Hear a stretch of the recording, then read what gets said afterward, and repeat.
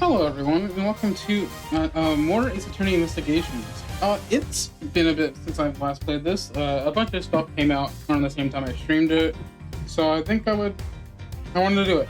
The reason I'm playing it on today instead of my usual Thursday time slot is that, again, another game is coming out on Thursday, and I didn't feel it was right to just keep canceling Ace Attorney, so we're gonna try to play. Turnabout Legacy. I have no idea where we're going from this part on, so.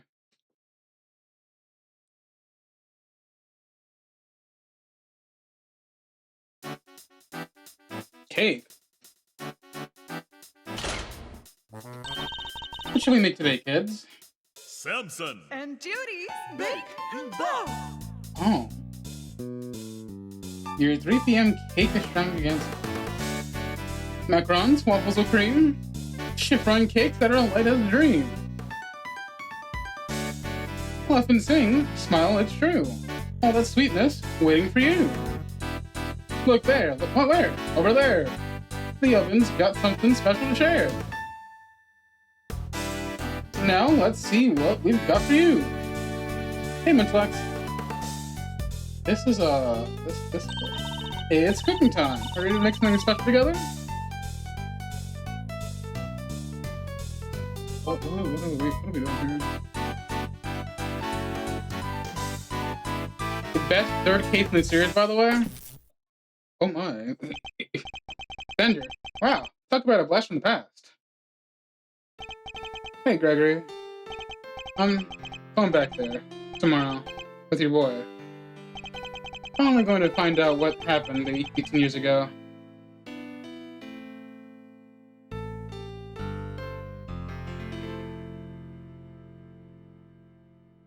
Well, if it involves Gregory, it might be the best one, honestly. Oh. April 2nd, 2005. Zodiac Fountain Room. April 2nd, huh? Let me see something. Damn, if I streamed 2 weeks ago, I would have played on April 2nd. That's unfortunate.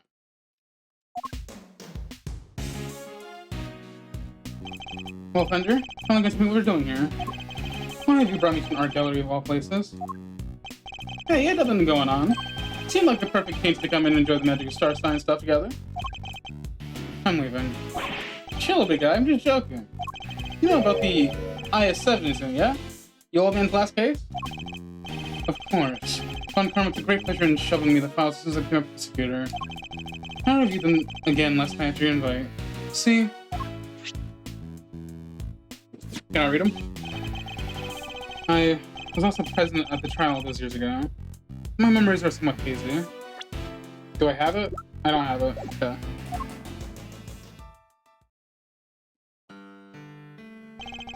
As a child, I was completely in awe of my father. The sight of him was completely inspirational. Gregory Edgeworth, attorney at law. Opposite him, the man who would become my mentor. Is that a 3-1? Okay.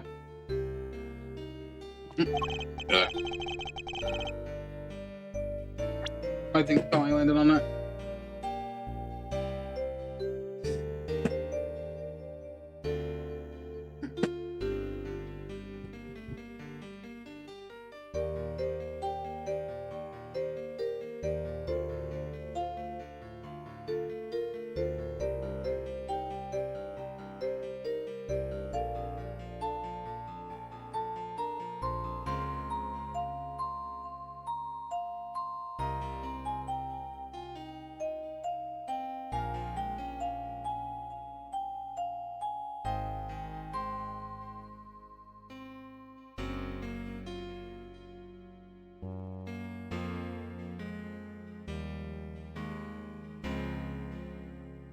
Well,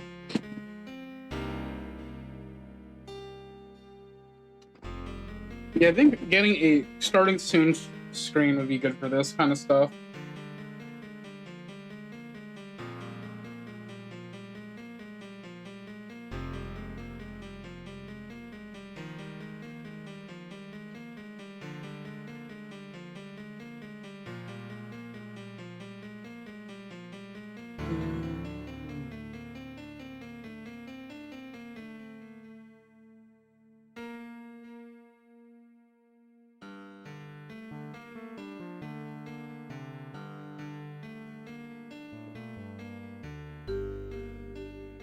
some good music writer.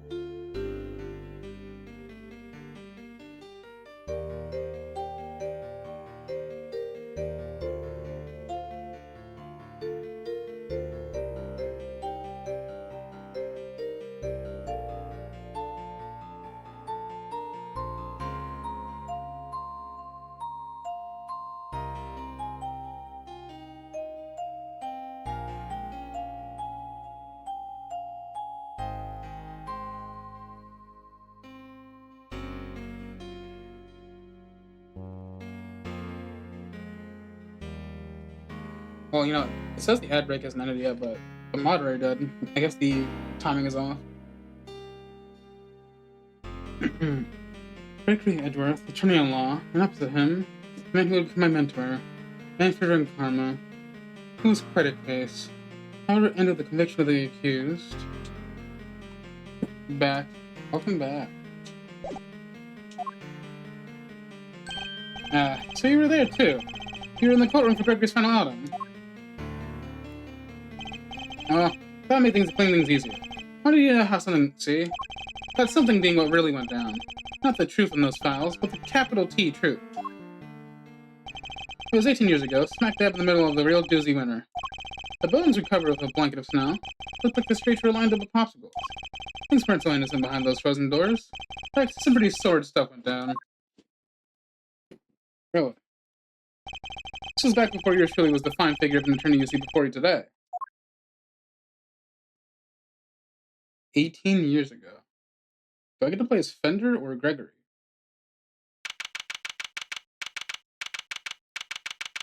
Oh my gosh, it wasn't Christmas.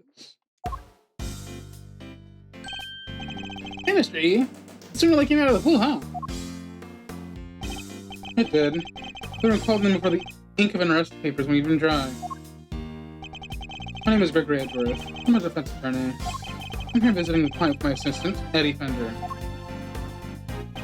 Right on Christmas Eve, what's the world coming to? In the dark of the night, at the end of the day, I saw two timely saviors are coming my way. Oh, it's this guy. Welcome, my friends, to the visitor's room. And if we're not friends yet, I'm sure we will be soon. Whoa, talk about an entrance. I was not expecting that. Oh my god, the guy... the guard. Neither was I. Sorry if I surprised you. Just happy to see both. Thanks for coming to turn out. Seriously, I can't thank you enough. You're the accused, I take it. I am. Gregory Edgeworth, attorney-at-law, at your service. What a distinguished figure. I look forward to representing you. This is my assistant, Eddie Fender. Pleased to meet you, sir.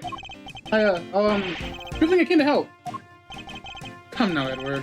Calm down, please. You have to forgive him. He's still new to this. He's been helping me out part-time.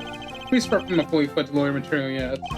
Nonetheless, hoping he can get some assistance in investigating the particulars of this case. Gregory and Eddie, it's an honor to meet you both. My job as a defense attorney is to save my clients from wrongful convictions. So the first thing to do is establish whether or not he truly is innocent. I guess we can begin by having you tell us a little about yourself. What am I thinking? How do you tell my name? I'm Samson Tagora. What? It's really you? Samson Tagora, the world's greatest confectioner? You flatter me, my young friend. Call me Samson. All my pals do. Wow. Thanks, Samson, I will. Can't believe I'm meeting you in person. Seems that you know something about our client. Mr. E, it's the Samson Tagora. The singing, dancing, confectionery-making sensation.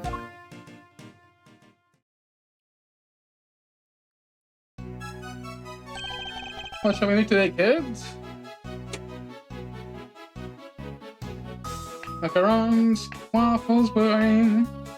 chiffon cakes that light as a dream, a fencing, smile true, all the things sweetness ain't for you. Look there, look where? Over there. The oven's got something special to share. Now let's see what we've got for you. the guard.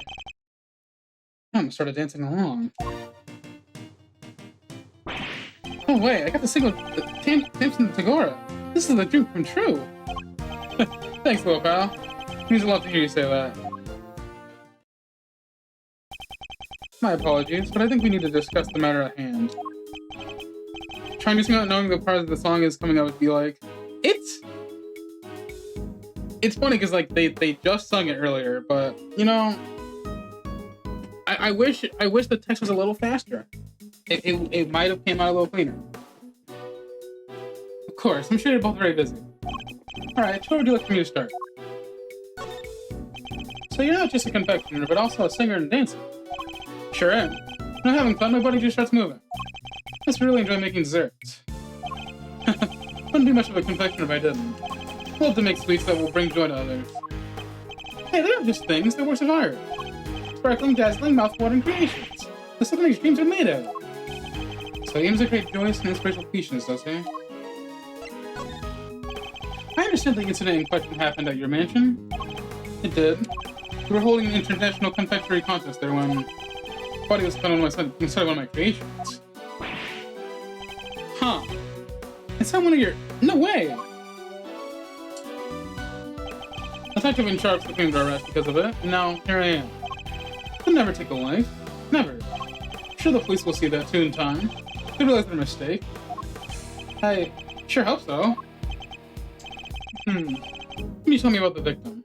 Tell us about the victim. His name is Artie Frost. Artie Frost. When I think of Frost, I think of frosting. Art frosting? Is he also a confectioner? Is he your rival? Is this what's going on here? He was taking part in the contest. Mr. Frost was a wonderful confectioner. His creations were real beauty. Okay, yeah, so art frosting. I just don't understand. Why did he have to die? I'm sorry. He seems genuinely upset over the victim's death. I think I have a pretty good measure of the man now. Mr. Tangora, there's just one last thing I need to confirm with you. You didn't kill Mr. Frost, correct? Correct. I swear to you I didn't do it. Like I told you, I can never take a life. Never.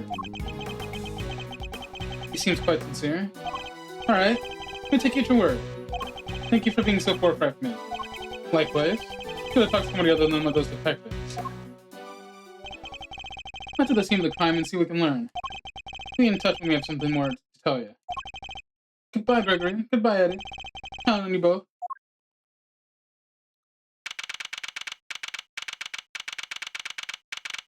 Contest, venue, fountain room. So if this is the scene of the area crime, this is his mansion then. Good. Pretty cool out there, huh, Mr. E? There's so much snow. Yes. Doesn't seem like it'll be lit up anytime soon. Just look at this place. What a sweet house Simpson's got. It's huge. Yes. We're gonna have to hold an international confectionery contest, no less. Welcome, welcome, everyone. Come on, we'll have some fun. Are you the wife? Oh no! Are you alright? I'm sorry. Do you happen to be Mr. Gregory Edgeworth by any chance?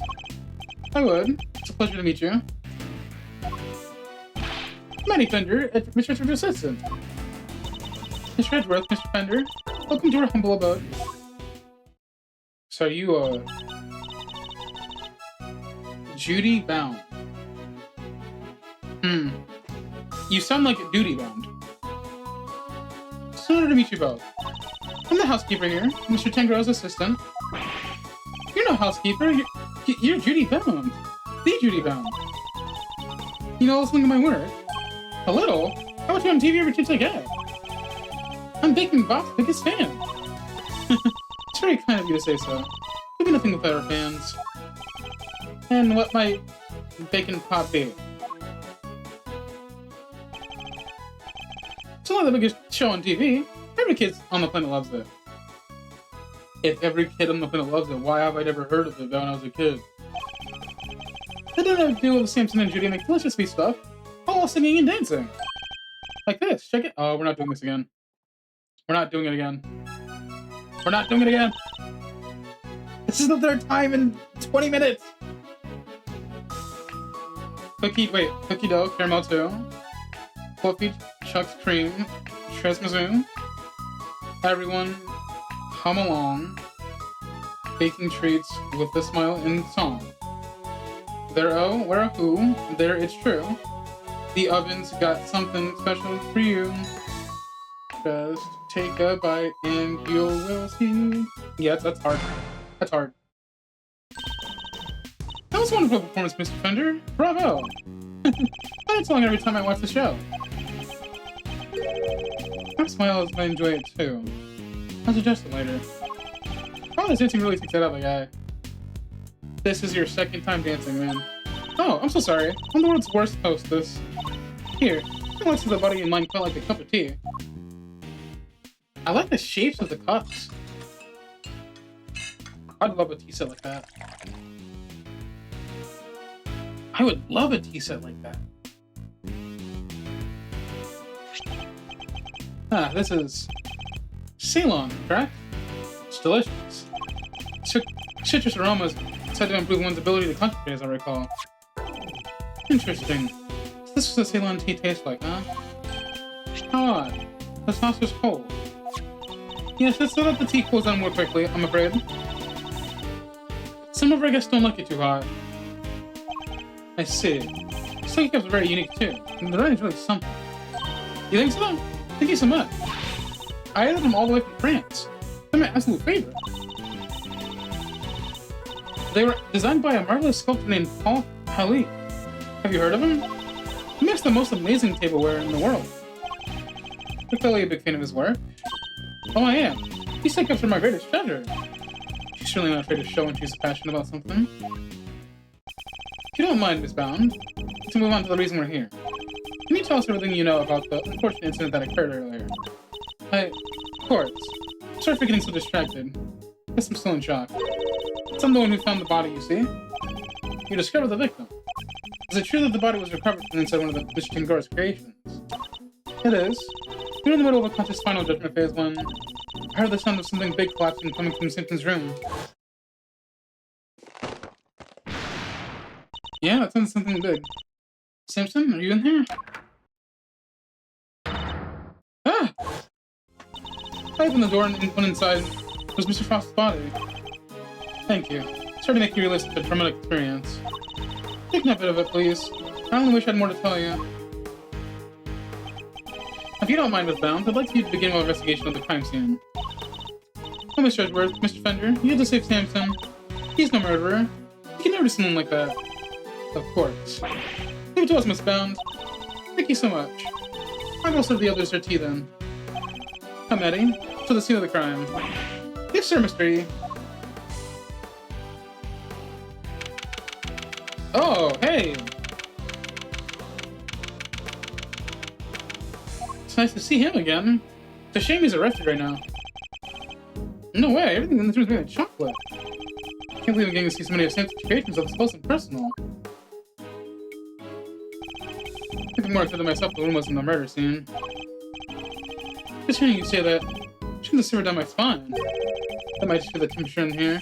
Try that cold. Now that you mention it, it is pretty chill. True. Well, I mean, if you want to keep the sculpture pristine, especially if it's made of something like chocolate, it has to be cold. Defense on the scene already? Oh, it's fast. Pleasure to meet you. Gregory Edgeworth, representing Mr. Tangora. This is my assistant, Eddie Fender. Nice to meet you. Bad. Detective Taro Bad. Detective in charge named Bad. Made a few words.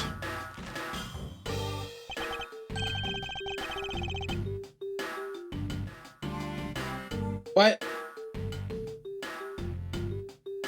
Something about this doesn't taste right. I don't think you should do that. I don't think he should, you're right. Something about this doesn't taste right. You're eating your note paper.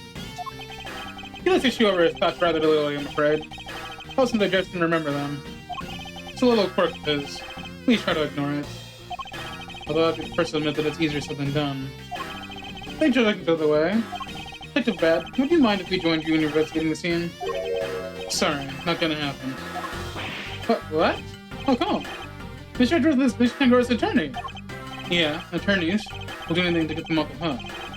Even put words in their clients' mouths. You think I need that on my crime scene? Mr. Edgeworth would never do something like that. I don't trust attorneys. Hey, kid. Detective, you accept my client's supposed field trip to the investigation of the crime scene, correct? That's usually how it works, yeah. What of it? Like, same with the same courtesy. I believe he is innocent, and I'd like the chance to prove it. You believe he's innocent, and you didn't even see the scene yet. That's some flimsy lure. That's exactly why I wish to see the scene for myself. He's even sure that my belief is based on solid evidence and sound reasoning. You're about to tell me you're not leaving until I let you look over the scene. I am. Fine. Knock yourselves out. Thank you, Detective. But I'm coming with you. Like I said, I don't trust attorneys. If you're not good with that, go ahead and get to it. I was a lollipop this whole time. Some evidence of that one coming either. We better get started then. You do take notes, Eddie. On it, Mr. E. Let's get this over with. So, there's. I don't have a logic because he's not Edgeworth. That's funny. It's been a while since I've seen one of these. The number's different. Rotate.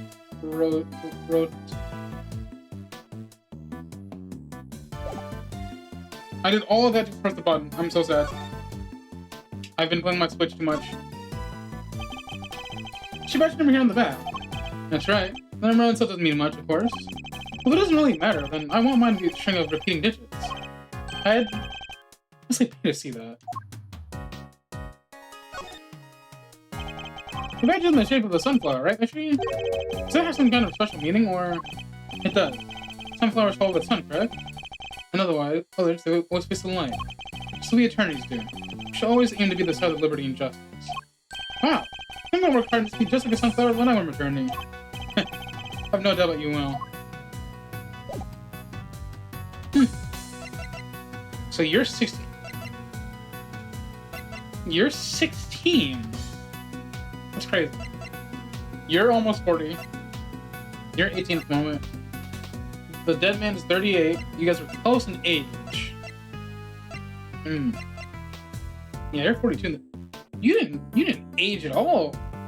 From 60 and 42, you look the same.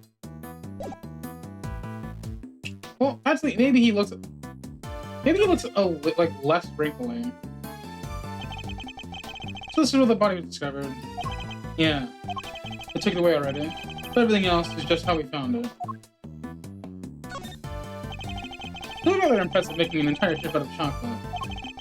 That's some Saints and Tagora for you. You want to take a big bite out of it? Which part to bite first? That's the real head scratcher, you know? By any part of it, kid. Maybe off this crime scene so fast your head will spin. Hey, it was just a joke. Stop staring at me like that. I do wish sometimes that he could keep his cool a little better. Here's the body was inside the treasure chest. Yeah, a woman by the name of Down found it.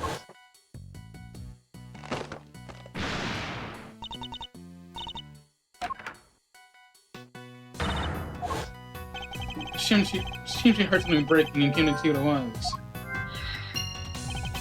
Let me just have a little more information. Something else in here. Huh, it's like a seal sometimes. Somebody's initials and then ink or tape card into it. Is it for making those fancy wax things on documents? I think you belong to the victim. No idea, but it's gotta get logged anyway, so I'll take that.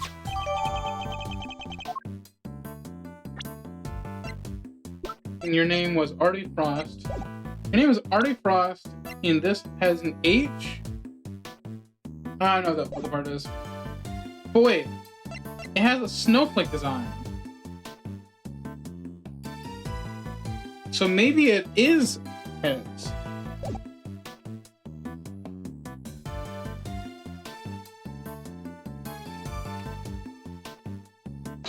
I see that the logic thing is genetic.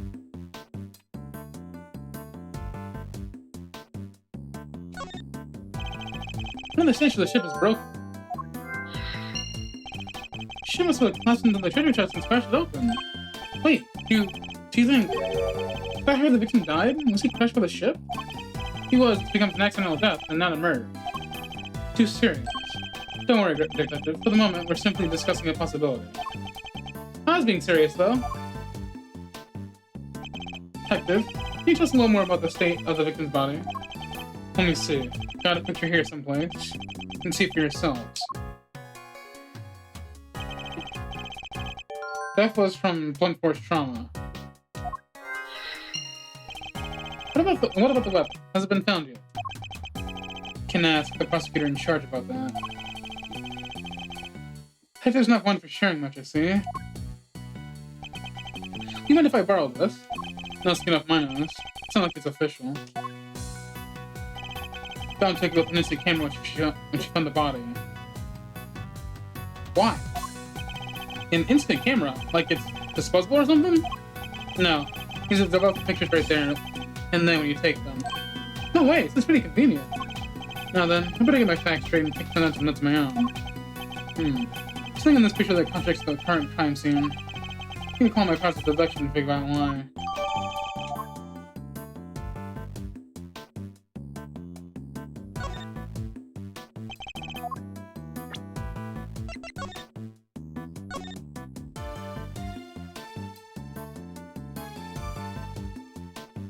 Where's the blood?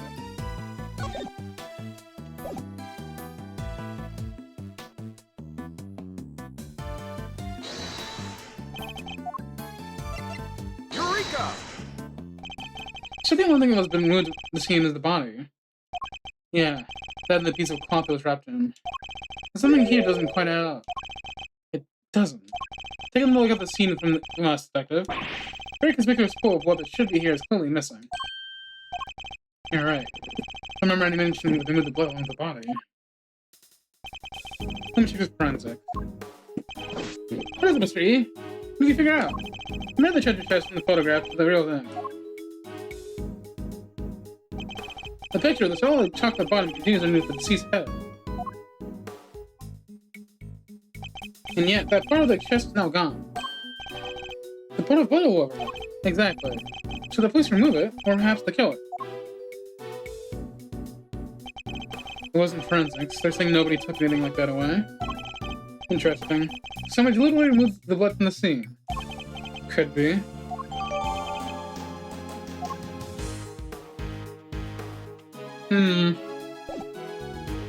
Hold on. Nothing more to be found here. Voyage of the Red Rover. After sailing the seven seas, the legendary ship happens upon a great treasure at last. This piece is tribute to an adventurous spirit of our ancestors. It's titled Voyage of the Red Rover. Just seven seas, legendary ship happens upon a great treasure at last. Who knew? So they sailed 6 whole seas before they found anything. Not exactly the luckiest crew out there. Sometimes you gotta take a bunch of wrong turns to find the truth. That's what being a real detective is all about. Did they even have detectives back in those days?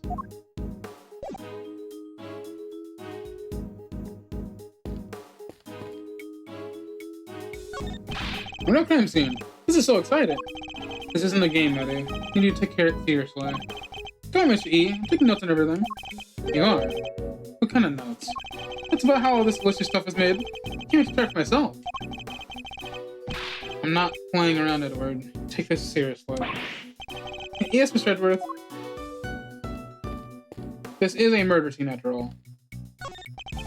Close. Tangroa wore them when he was working on his masterpiece over there. I'm even really good at hiding fingerprints, too. Suppose it's possible to employ them in such a manner. But is it really all that suspicious to find a pair of gloves in the kitchen like this? I'm a detective. Everything's suspicious. That's the job. A very tasteful table right here, along with the kitchen utensils. This tea set is of the same design as the one Miss Bound served us with earlier. You think Samson could have been drinking tea out there? Out of that? That pine covered dusted for prints. His were the only ones they found. And was that the case for the utensils too? Everything else had been washed, so there weren't any prints to find. Mr. Tangaro was wearing gloves when he was working on his confectioneries. That explain why the prints were only found on the teapot and cup.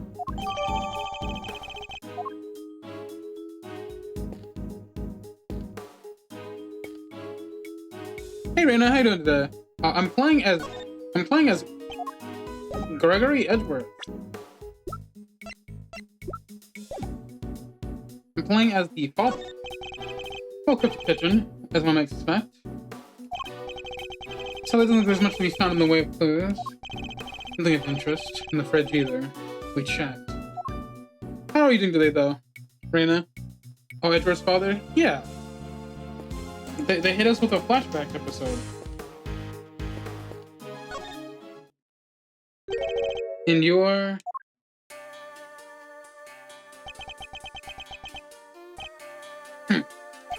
Sorry. Meditating. Do you want something, detective? I'm an attorney, not a detective. Gregory Edgeworth. Pleasure to meet you. I'm Assistant Eddie Fender. I see. Name's Carmelo Gusto. Just know there's a chance I won't get my time out to copy on the day of the release. I'm kind of sad. That is very unfortunate. That's kind of one of the few reasons why I buy digital, is because I'm afraid that'll happen to me. I'm a confectioner, here for the contest. You are? What's your specialty, Mr. Gusto?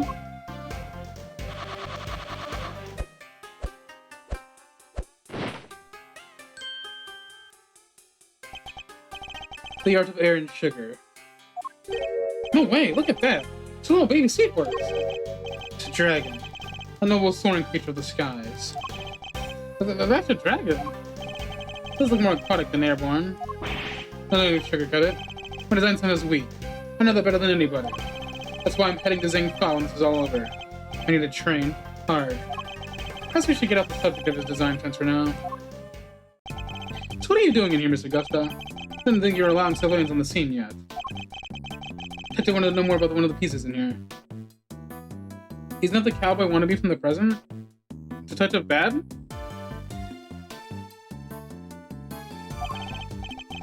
Because the guy in the red is definitely new to me. But Detective Bad was in the first game.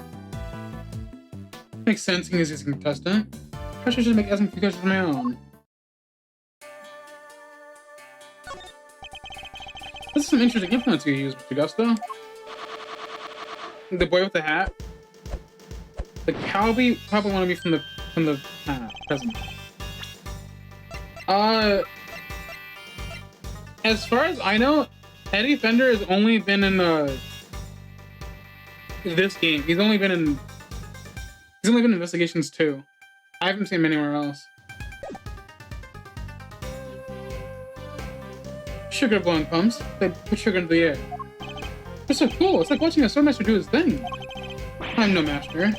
Not a day goes by that I don't hurt myself in one way or another. That's why I wear red. That way it doesn't matter if I make a mess. The way of confectioner is a lonely one. Never stop learning. Not until you die. The way of confectioner sounds like a long one too, if he's still injuring himself on a daily basis. What can you tell us about the contest? Based on what we've seen so far, the flavor doesn't seem to be the only criteria at play.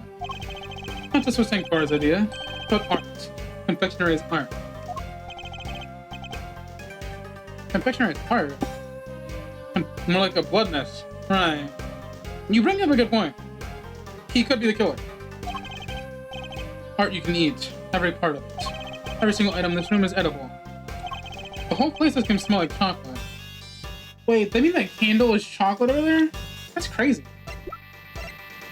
So The three main people involved so far are all in their late 30s. And then there's you.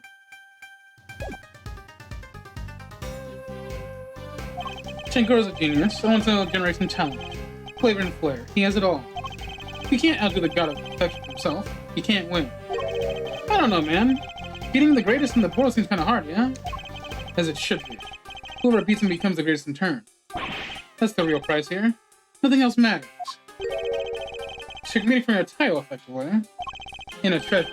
The ultimate cookbook. Tengora's most prized possession. If you want to know more, it's all written down here. It's a list of rules that was given out to the contestants. So let me guess. You killed in his house to make him look like the suspect, so that he would no longer be the world's greatest because he'd be in jail.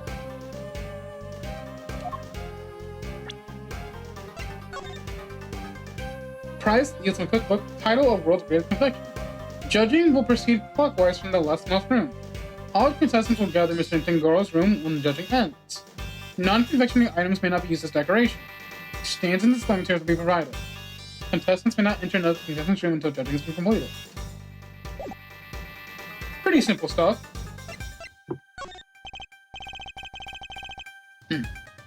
Sorry, I don't know much about what happened. I only heard about it after the judging was over. How the judging organized? Started at 3 p.m. Tengora began making the rounds right then and then. He left his own room and worked his way around the venue clockwise. My creations were the first to be judged.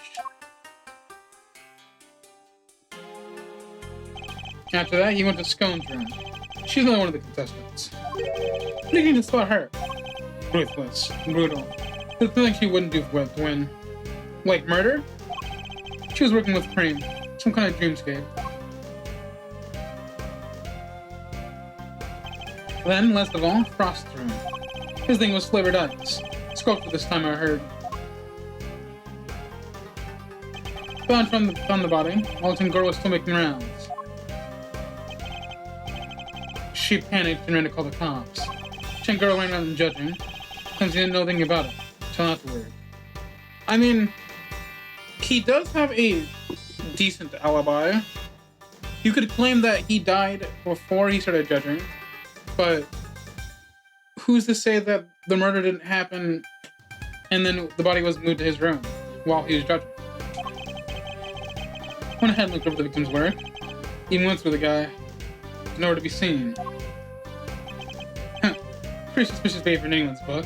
I don't have enough information to challenge him on that yet. Hello, Detective Bad. What are you and Mr. Gusto talking about earlier? I was gonna ask about the piece in the wall here. The one in the frame.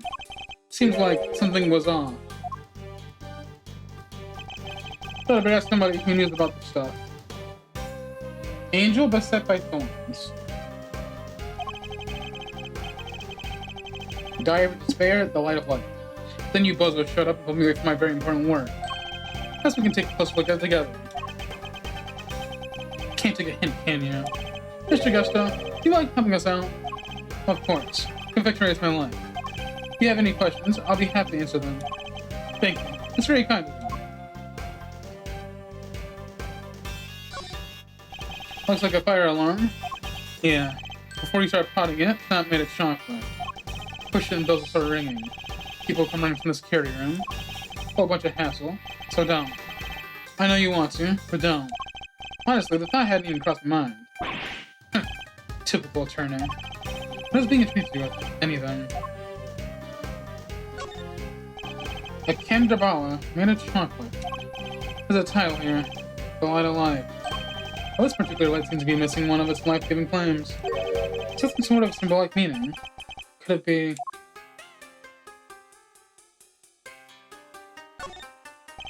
A journal belonging to the captain of the chocolate ship.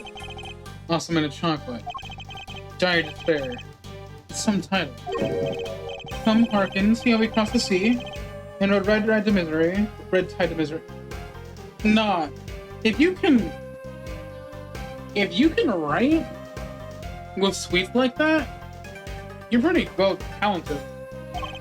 Quite a jaunty rhyme for such a tragic sounding tale.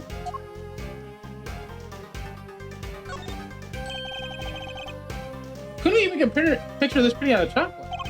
Seems really is a god among men. It's really made out of chocolate, though. Looks so much like a regular illustration to me. You have a good eye. I'm impressed. That's no piece of candy. That's the ultimate cookbook. The ultimate cookbook? In other words, the grand prize. What? It's not made out of chocolate after all. What's with the fingerprints? No. The book is simply inframed in some. Some girl showed it to all of us when we gathered to explain the rules. So the participants knew the grand prize was in this room the whole time. Anyway, you see it too, right? The frame. Something's missing. Oh, the detective guys were asking Mr. Gunner earlier. Yes. You're right, detective. Something is missing from this frame. So it's not just me. Huh? What's missing? Better show Eddie which part of the frame's missing. Some chocolate.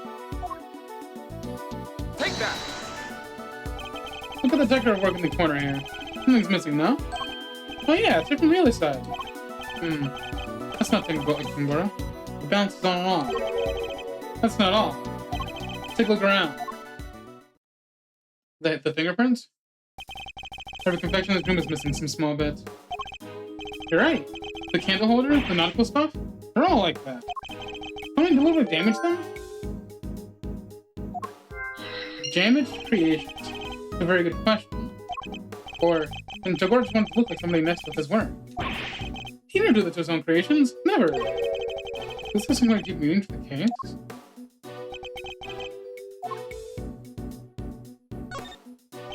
These finger marks? Yeah. We don't know whose yet. Still haven't figured it out. No fingerprints, no ID. Finger marks about prints. It can certainly be important to the case. You're a hitchhiker, alright? Not really. This whoever was wore gloves. Oh, where's your sense of romance? Of adventure? There doesn't seem to be much of either at a crime scene, Eddie. Achoo! You're right, Eddie. Yeah. Sure is chilly in here. Yeah. Doesn't look like warm out in the fountain room either. But it's even colder in here. So let's borrow my jacket.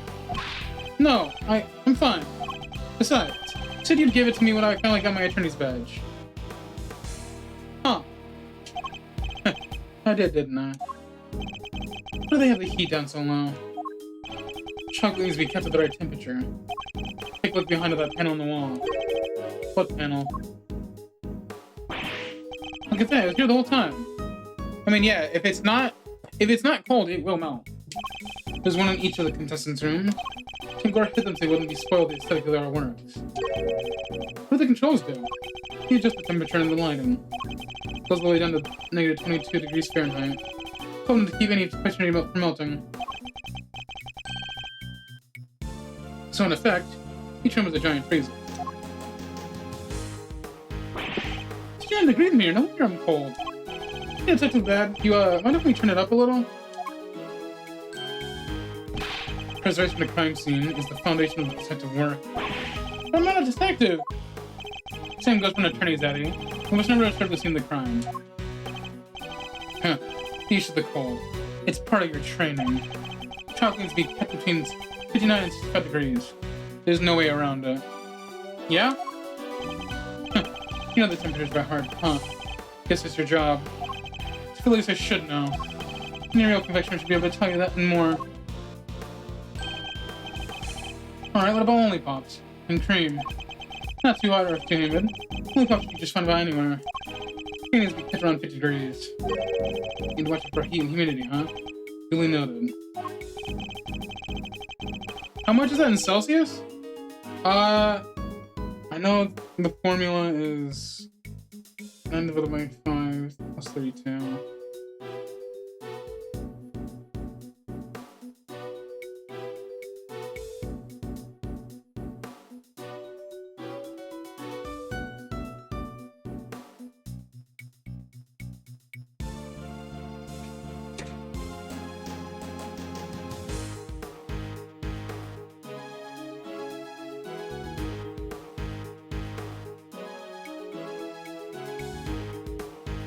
Are you talking about the current temperature? Because that would be 15 degrees Celsius.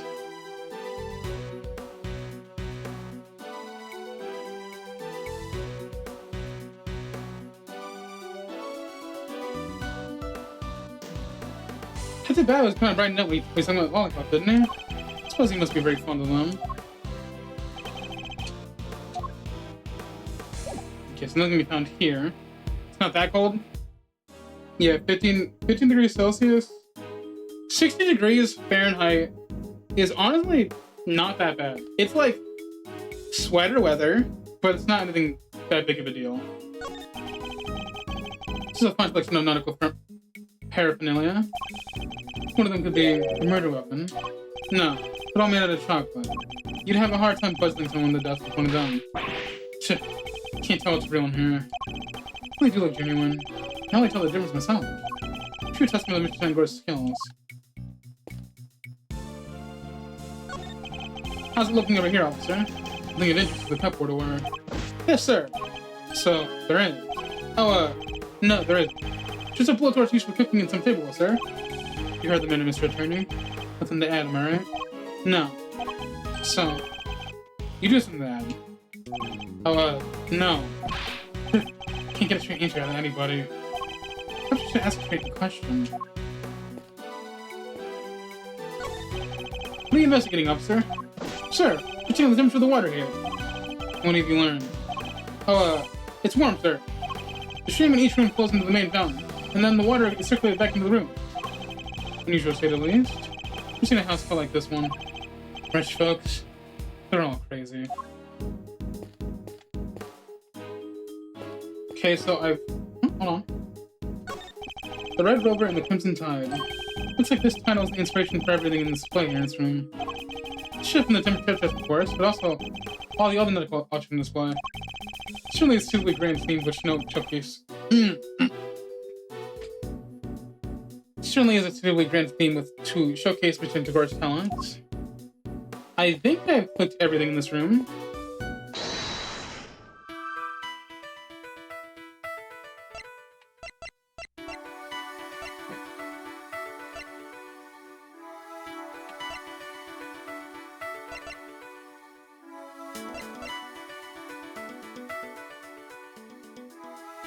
I feel like these three could all work together. But I want to try broken stand and sound of something breaking.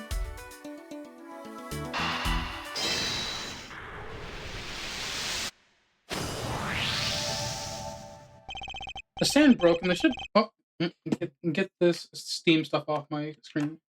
The stand broke and the ship collapsed with it. And the loud sound that made brought Miss Brown running. Yeah, so the ship had already killed over by the time she got in here. Why did the stand collapse? What caused it to break? Maybe the whole thing was off balance from the get-go. That really have been the case.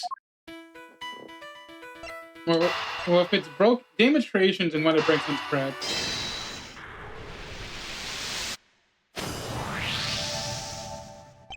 All of Mr. Tagor's creations are missing a little piece each, including one of the stands that was holding up with the ship. Somebody really went all out. Do you think he could have been the killer? It's certainly a possibility.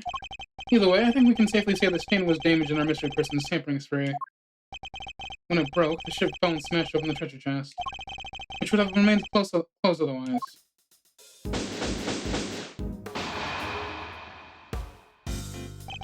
think we're about done here for now. Well, if I wasn't convinced before, I am now. Tangor did it. No two ways about it. What do you mean? All the rooms misplaced. Walk from the inside. The only way to unlock them from the outside is this key. I see. And who had access to that key? Who do you think? Tangor. It's the only one. There aren't any copies. With the mansion key, Tangor could slip into anyone else's room and tell me he liked. He even locked in his own room from the outside if he wanted. Mr. Tangor's room wasn't locked, was it? Nope. Just exactly some suspect. You care to explain your thinking?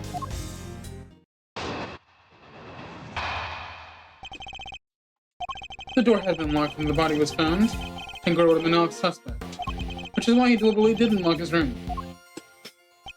And why he smashed the lid of the treasure chest, so that was in full display. Everyone was supposed to gather in his room, and the judgment finished up. So he made like the murder happened when he wasn't here. The one thing he didn't plan on was about finding the body. Anyway, that's my thinking of this whole thing. Good enough for you, Mr. Attorney? You also believe it was Mr. Tangor who damaged all the pieces in this room? Yep. I know you have to believe your client. That's your job. But I'm a detective. I serve the law. No matter how clean somebody might be seen, a suspect is still a suspect. Fully understand your reasoning, detective. Now, do you mind if I apply a little critical thinking of my own? Do your worst. Just the detective won't compromise his devotion to the law. I won't compromise my beliefs either. I'm not about to just accept his version of events. In fact, I'm going to show him the piece of evidence that highlights the contradiction of his claims.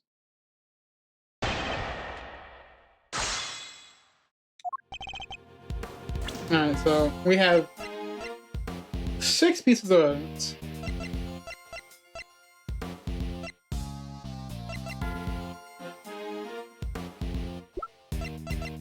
Samson Tagoa.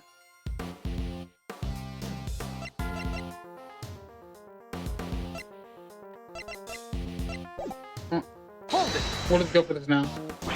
That's probably solid grounds for which to base your suspicion of Mr. Dingor, detective. That's part of solid grounds to start objecting left and right on, Mr. Attorney. Maybe quit interrupting and let me finish. Hold it! Why would he literally not lock his door?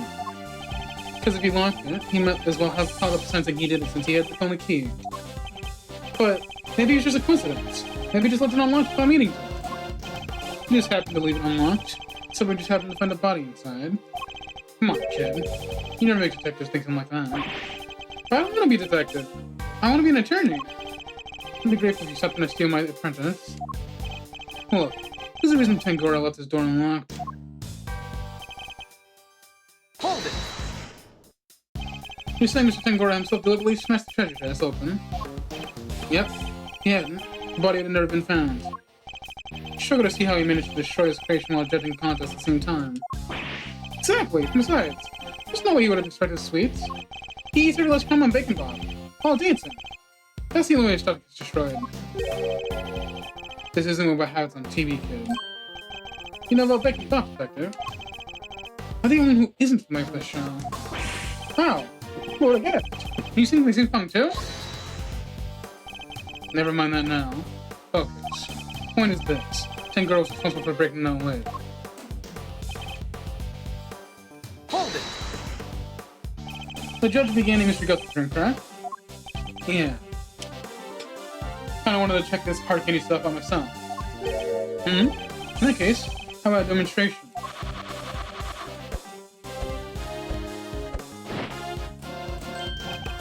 Well, it's you, detective. Are you calling him a dirty dog? It's a wolf. A lone wolf. I like it. Trying to enjoy these little displays. Anyhow. Hold it! Do you have a clear idea of when exactly the murder took place? Not yet. Lots of reports still pending. And yet you still went ahead and arrested Mr. Tangora. We may not know when the murder happened, but we know when the body was discovered. It was while Tangora was judging Gusta's room. Perfect alibi if you could set it up just right. But still not grounds for an arrest. Really a degree of fact. 2 Plus 1, I got nothing more to say to you. Why do I think he's hiding something? It's the best thing to be convinced that Mr. Tangora's the culprit. But there's no way he would have vandalized his own creations. No way! Still, treasure chest did get smashed in, there's no denying that. As we spoke more on what led to the body's discovery. Doing so makes it easier to spot the flaw in the next bad theory.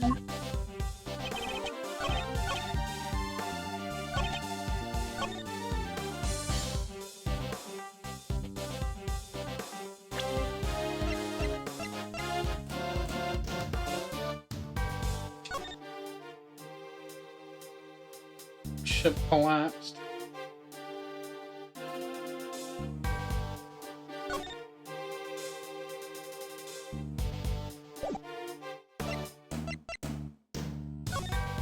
I want to say it's the crime scene notes.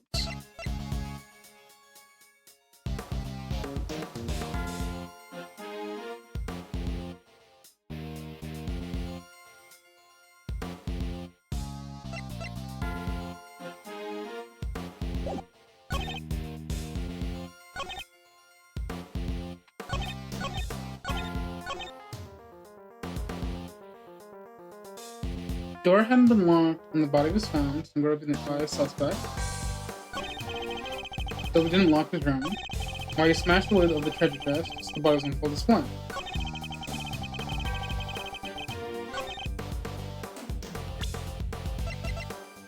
Objection!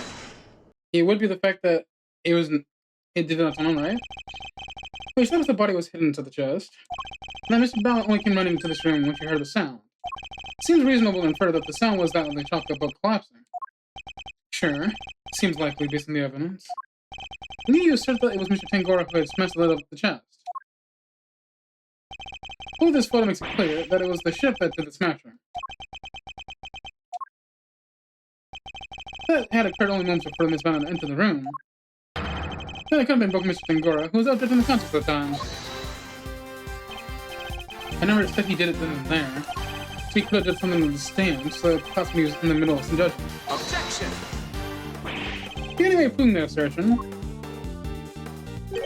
Nope. The issue isn't over yet. There's still time. It doesn't have anything that's conclusive. Have you found any prints in this room besides those of Mr. Tangora? Yep, on the door. But we found Tagora's cross-prints in there too. We were all running here for a briefing, right before we started on the work of my creations. Those prints are probably from them. Take it you haven't checked on any of Mr. Tagora's works and prints yet? Why would? We know that somebody tampered with them. Therefore, it's possible they left some prints found if they did so. Fine. If we don't find anything, your guy's still on top of my list. Got it? You. Check all the chocolates for prints, now. Yes, sir, right away.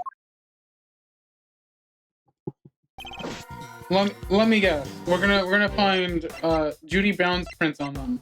Or Delilah. Did I say Delilah? Delicia. Delicious scone. What a name. It's about we finished toasting the chocolate and we found prints that don't belong to Tangora, sir. Go on. Whose? Delicious scone, sir. One of the contestants. Crazy. Good work. And go back to whatever you were investigating before. Yes, sir.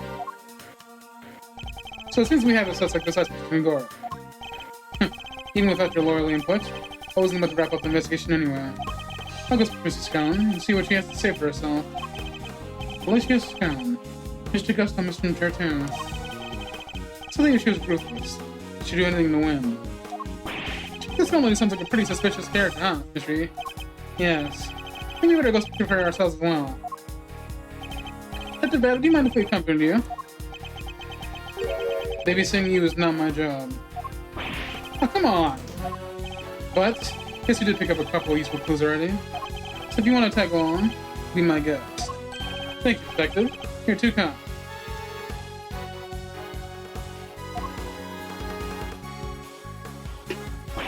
But this is like bad, sir.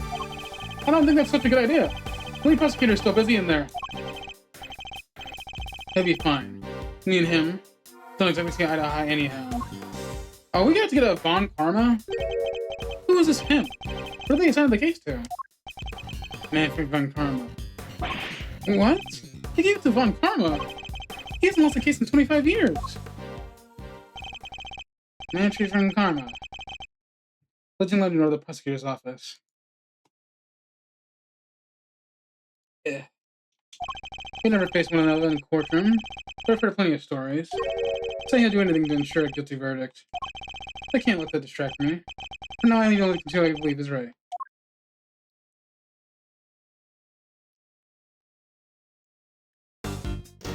Only an hour in. Ooh, castle. She's the murderer. She's the murderer 100%. She's the murderer 100%. That is Gap Mo 100%. She looks cute, but the minute we start pressing her, she's gonna have the most evil face imaginable. I can feel it.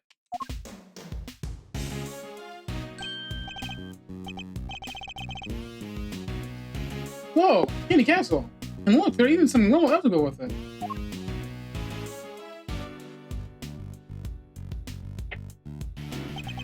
One's laid out.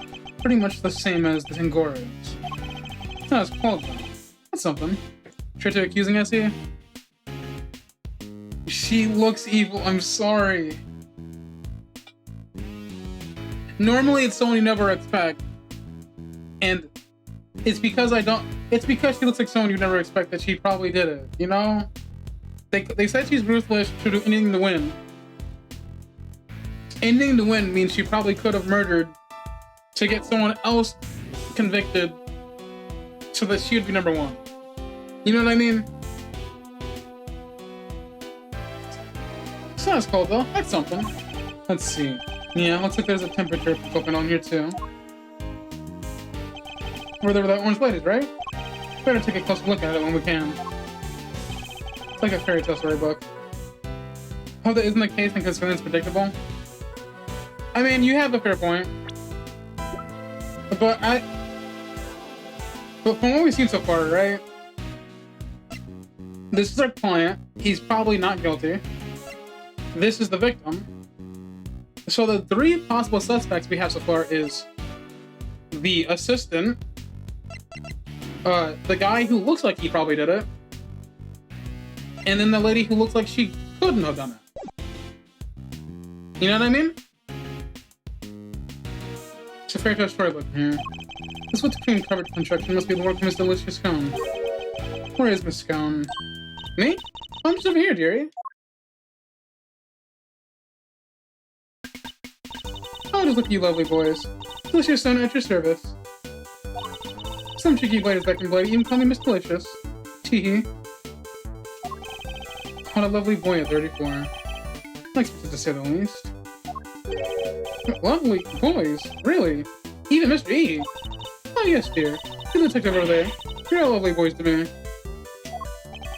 I'm nobody's lovely boy, lady. Name's Bad. Ad break time.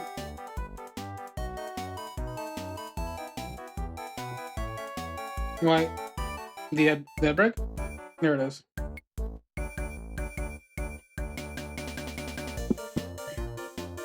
Seems it's desynced somehow.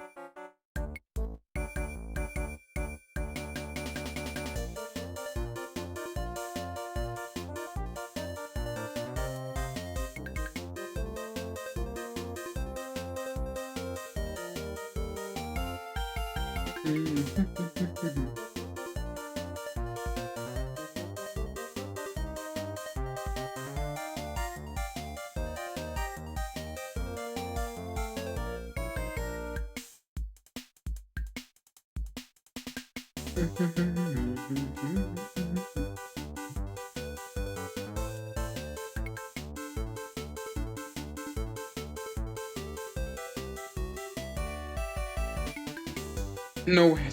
Switch it. I'm broke Nintendo.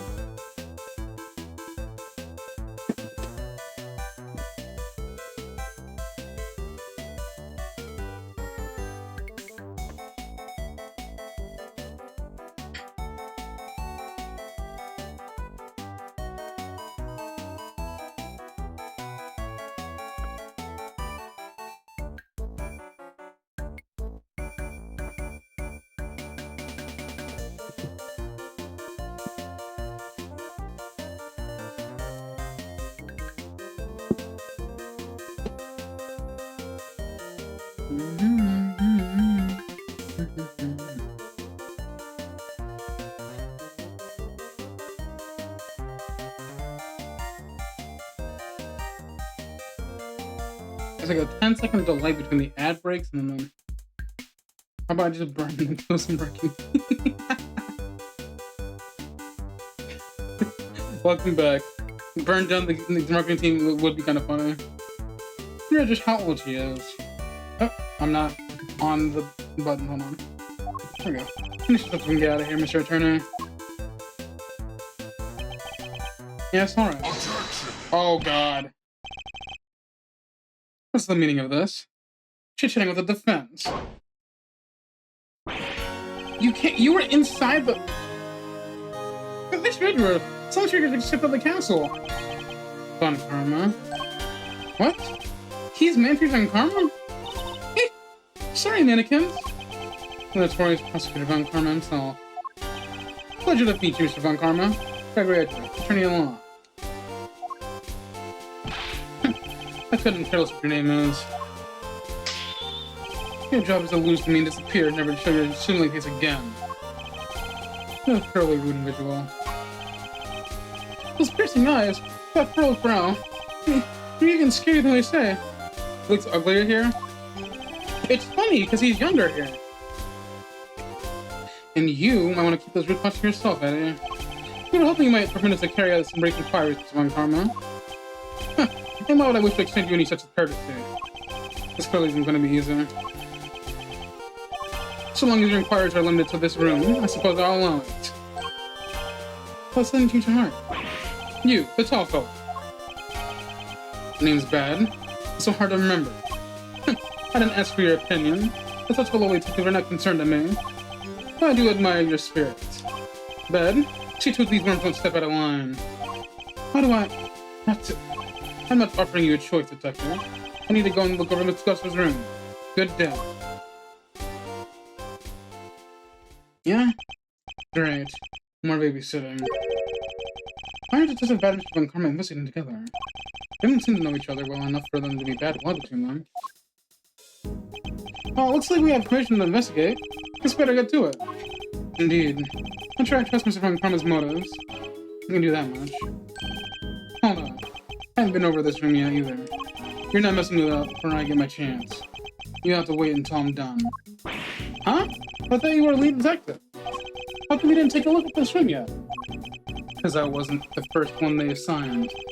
One of Von Karma's pets were on the job before me. Or up until just now, in fact. I got here not long before you did. That's just my question is why they're working separately, I suppose. Let's have a look over the room together, detective. Worked out well enough before. You won't have to worry about us messing things up. You can keep an eye on us as we go. What kind of screwball attorney has to have a detective breathing down his neck? Guess I'm stuck with you. For a while longer. Yes. You're amazing, Mr. E. You ever do tanks so bad? Don't be too grateful. This is my scene. Second you'll get in my way, and you're out of here. Of course, we understand. Now shall we begin?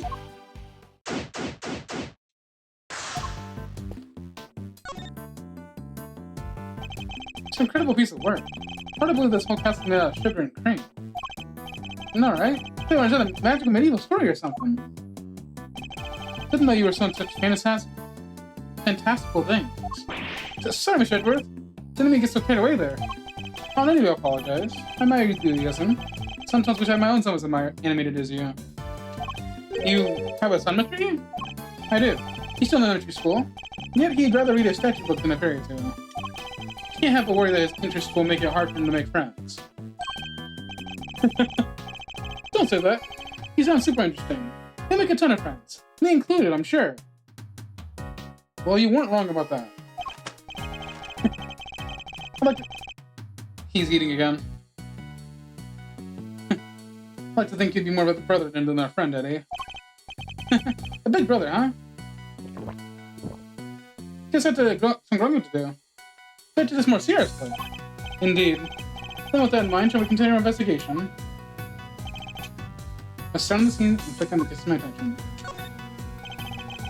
The doors of the castle have been left wide open. Yeah, was the guy in the barn in the barn? You could at least close behind him. I like to see you set the Mr. McCormick's face, Eddie. Wait, there's a bunch of stuff inside. Let's see.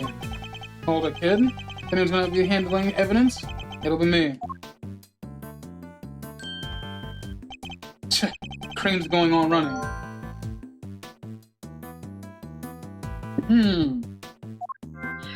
That means the temperature's not right. It's all over the 6 shoes. Why are all these candy items being stored inside a candy castle? Alright, tell me what you want me to look at first. 2 big rock crystals. Someone's in the castle for storage. Well, looking at the indents, it looks like they were supposed to go on top of the pillars here. Gotta see something a little more exciting behind these doors. I know. Maybe they're giant and cut gemstones. Maybe this whole thing is based on a story of the castle with priceless treasure inside. I think you should get my priceless treasure with a little more care. Something on the bottom of them. Looks like a little stand or something. That's right, they are gemstones. The sense would be for this to be kind of display. Whatever they are, there seems to not just a lot of paperweights. Huh. These pillars, they have hexagonal indentations. Looks like something's supposed to go in there. Well, whatever they are, they're long gone. Hexagonal indentations, huh? I wonder. Castle's covered in whipped cream, so maybe a giant strawberry. Giant strawberry with hexagonal bottom. Look, I like strawberries, okay? Can't blame a guy for wishing. I prefer bananas myself. Blueberries for me. There's a bunch of blue cloth back there. 1, 2, 3, 4 rolls together. Well, they certainly made of candy. No idea what this stuff is for. Almost looks like somebody hid it in here. I think I've seen fabric of the same color somewhere else before too. Huh.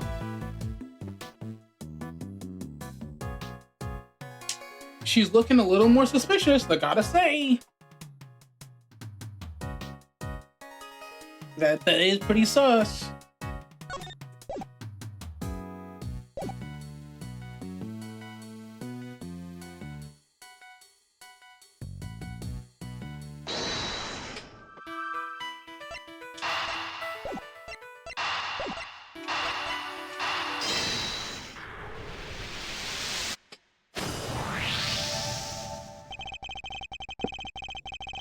The rock crystal stands in the pillow in the The rock crystal stands in the pillars in front of the castle feature the same hexagonal shape.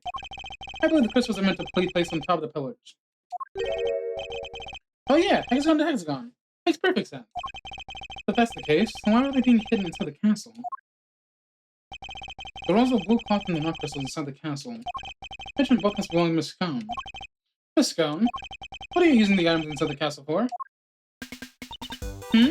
Oh, those? Sorry, Lambkin, I'm not allowed to say. Let me guess. Von Karma? How did he know? He's not going to tell you. I have my guts for garters. Seems the prosecution really has no intention of sharing anything with the defense. Man, I thought we were onto something with those giant rock crystals, but... What's that, dearie? You see my little trinkets? Your trinkets? Yes, my sweet. I use them to make people all lovely and relaxed. You use rock crystals and cloth to do it? I do. It's wonderful, you should see it. I don't think there's any other rock crystals either. They're great, big lumps of salt and lights inside them. So they're salt fixtures. Oh, those things are lamps. No, I need to... Give me a second, I need to... I need to screenshot that face. That is a face I need to keep for myself.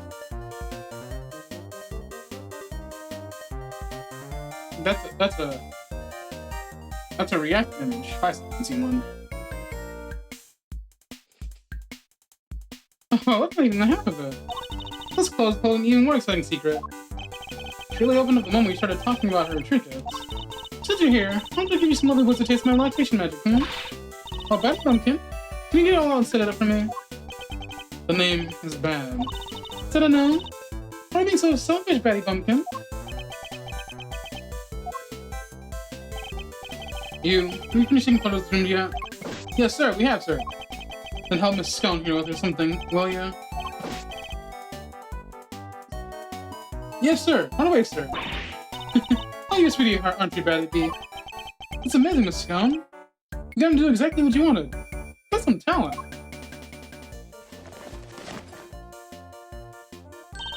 Thank you so much, Battykins. And you too, Arbiter Lovely. She's even giving nicknames to the Brunswick guys now. This is her way of showing that she cares. So, what about this is supposed to be relaxing exactly? Oh, don't be a sourpuss, Batty B. Until the beginning. Arbiter Lovely, you can switch it on now. Yes, ma'am.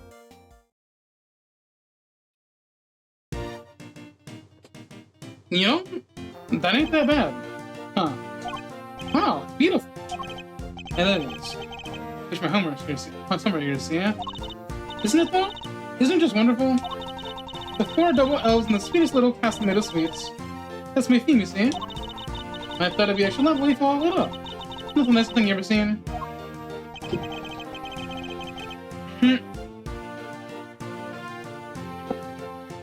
One of the elves must be feeling a little let down. This is how it's supposed to look for the contest. Well, I'm glad you believe you guys got to see it at least. Wish the phones would light up too. That would be pretty nice. Wait, shouldn't the lights be lit up too? What's happened there, I wonder? I think we better take a look at the lamp and the elves one more time.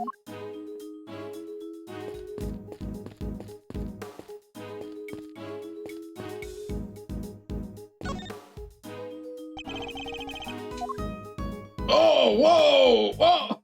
Wait a minute! Whoa! Whoa!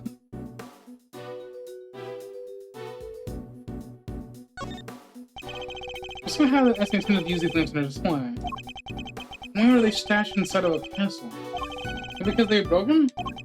Except there's plenty of other places she could have put them.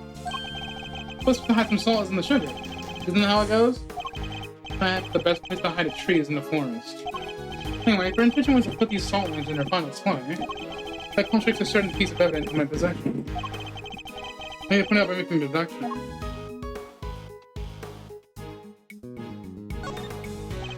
Those look nicely decorated now thanks to the beautiful cloth around it. But we've gone inside the castle. Welcoming doorway to the welcoming home. That's just common sense for us detectives. Doesn't mean we just trampled over the castle's entranceway. But I'll hold my tongue for now.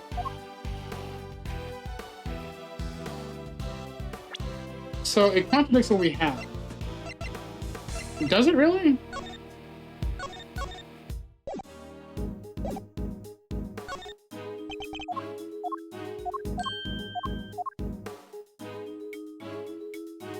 Something's in the final display.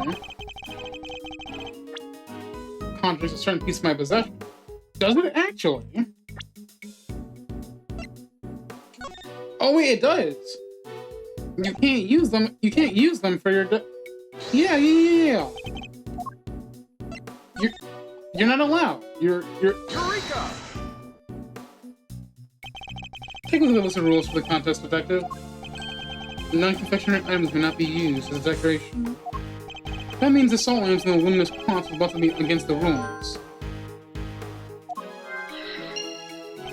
Is that why they were stashed away inside the castle? I think we need to dig a little further into this with Miss Scum before we can say for sure.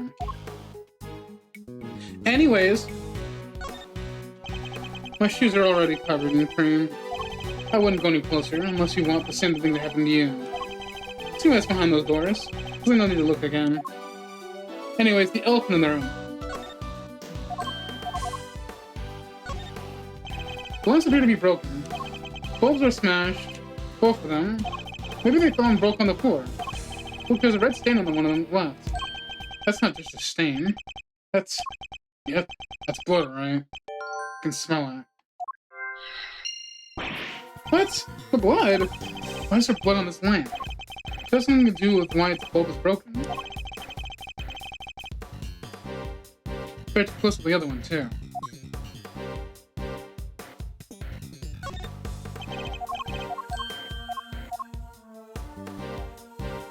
Why ask me to look at it again, if that's the case?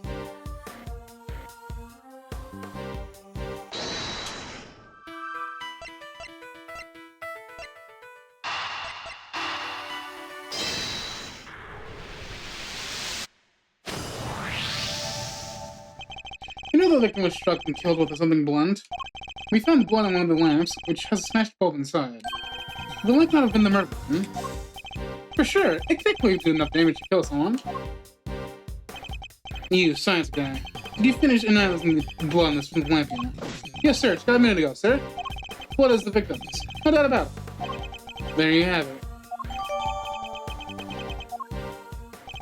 So I wonder when it was hidden in Miss Cone's room. Beginning to think we may need to add her to our list of suspects.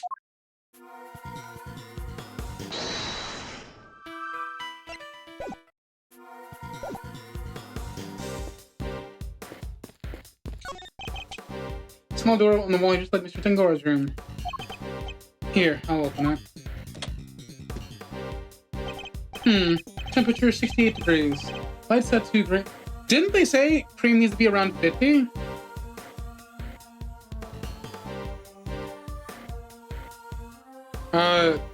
Converting to Celsius real quick. 20 degrees Celsius. Lights set to green. Shouldn't Gusto say cream needs to be kept at 50 degrees? Temperature in here is too high. That is high. Wonder why.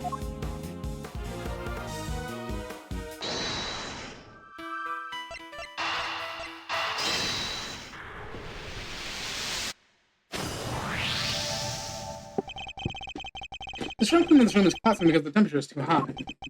58 degrees. My messed up shoes can vouch for that. And yet...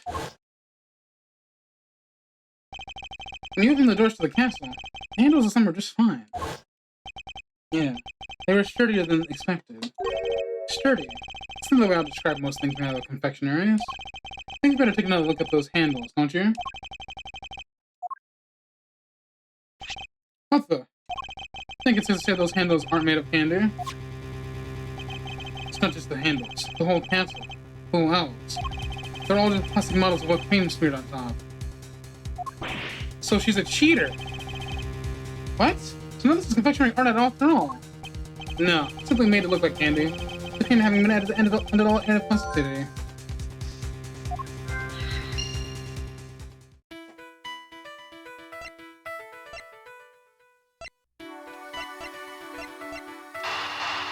So, I don't think this is gonna work, but for the sake of science, I'm clicking it regardless.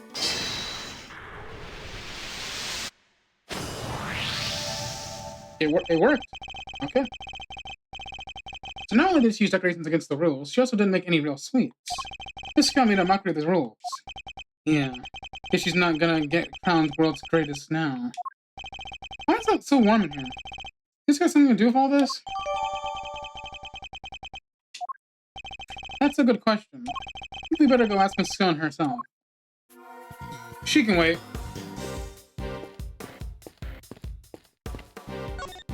There's a blowtorch and some chemicals here. What's the final prize? Make someone make a whole fake castle? The final prize was a special cookbook made by the world's greatest dessert maker.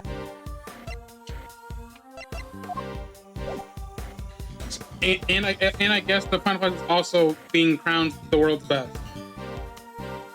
So, in a contest about who is the best sweets maker, you have cheated by having none of your stuff be actual sweets.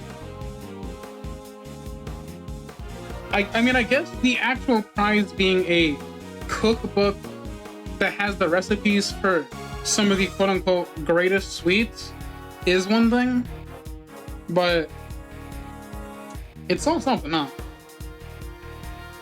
There's a blowtorch and some chemicals here. Good stuff for cooking on. I wonder what all those chemicals are. Let's take a look at the labels. Manigo down 911, homicide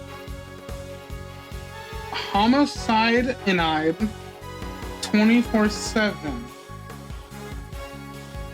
Man go down 911. She is too obvious to be the killer. I don't think it's her anymore. This is something like a setup now. Wait, they're all poisons. No, sir, the common colorings and flavors of candies and desserts. The first country to mango boiled down to its purest essence, hence mango down. They're asking for trouble with a name like that. I'm curious what the homicide might be. There's no way those are real things.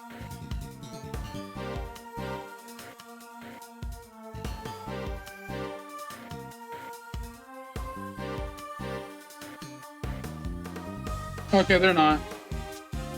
Could be framed, yeah. It's looking too. The evidence is pointing to her too hard. It's a cute little outfit of candy, sitting on a little peach knob. Fabric above and the other decorations around it are really into the dreamlike atmosphere. Sure, for too long, we might get swept up in the fantasy ourselves. Yeah, well, I'll just stay right here in reality. To the bottom of all this. Nobody's getting swept up by flights of fancy on my watch.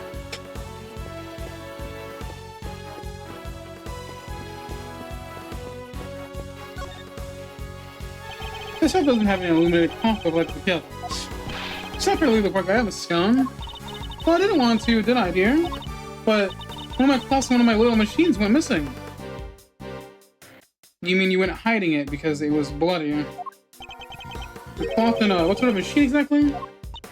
Well, you never guess how it works. This one is possibly connected to this little thingamajigs. They're called, full spectrum light emitting devices. Send lights on the main cable into each fiber optic stand. So all the light pop up. A little bit of fiddling, you can change the light to any color in the whole wide world. Bright red like roasted fiery flames, cold blue like twinkling crystals of ice. These special batteries that last for donkey's years. I don't mind it cold at all.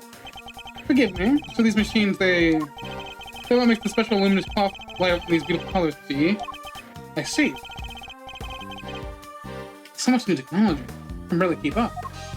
So these little lights emitting devices, you lost one of them in a piece of luminous cloth. That's right, Lincoln. I don't know where they could have got to. This cloth could have been something to do with the McCains.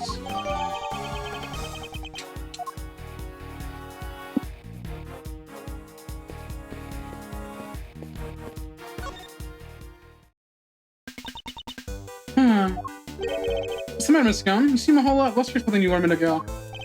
So, Miss Von Karma, something happened between you two? Oh, yes. No, nothing happened at all. Hmm? You just said yes. That was a hello, yes, you silly boy. Aren't you just the sweetest little sugar dumpling? Remind me, what was your name again? Eddie. Oh, Eddie Lumpkin, you go far, dearie, I'll tell you. Eddie Lumpkin. Seems your English gentlewoman has taken a liking to you, Eddie. No small accomplishment. She's not exactly what I picture when I think of a gentlewoman, Mr. E.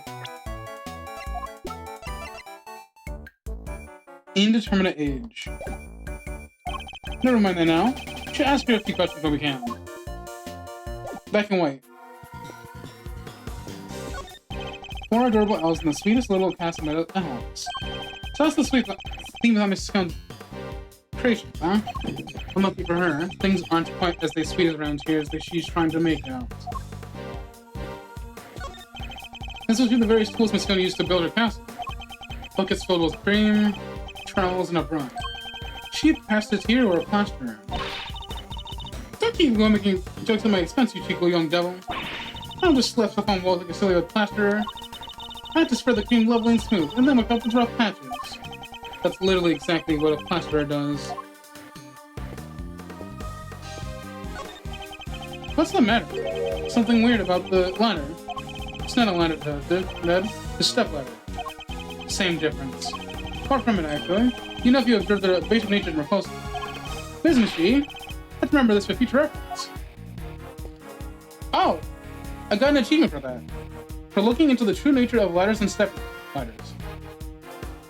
Capcom and their ladder-based achievements.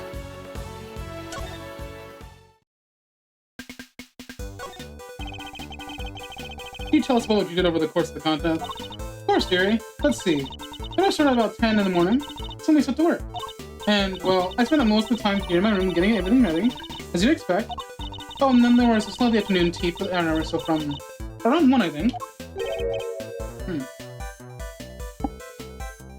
Afternoon tea? Me, the streamer, I'm drinking tea right now. It's an English tradition. Change to drink tea to enjoy a snack, make small talk. So, kind of like recess. At this point, the ladder step ladder is tradition, and I'm glad it is. I suppose you could say that. Oh, you really know your onions, don't you, Gregory, Bagleg? Such a clever boy. When did I become Gregory? When was this afternoon tea served? Out in the garden, of course. This is a lovely one just outside. They do the same every break time during the contest. Playing a nice little spread, you know? But today, only me, Samson, Silly Pants, and Moody Judy were there for you. Sandy Pool had finished his vacation, so he was there the whole time. But poor old Chili Winks and Gusty Pants had to miss out because they hadn't finished yet, bless them. You're saying everyone is Mr. Frost and Mr. Gusto were present. That's right, dear. To tell you the truth, I hadn't finished it either. But I wasn't about to miss out on tea and cake served by our two CV superstars. I went back to work after I finished, though. Tootled off while the others are still mattering away. Any point during the contest, you visit any other competitors' rooms? What? No, don't be silly. That's strange, because your fingerprints were found in Mr. Dingo's room. Powder-handed. Wait, so you mean you were there? Oh, well, I can hardly deny it now, can I? I didn't kill anybody, I swear. I was about to tell you what really happened.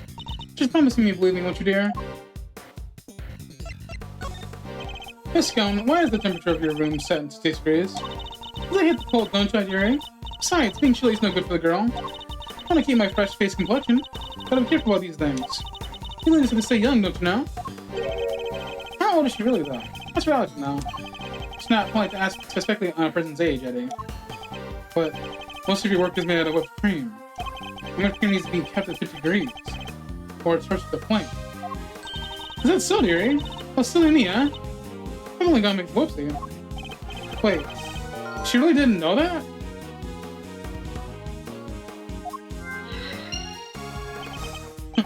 Word plus confectioner my foot.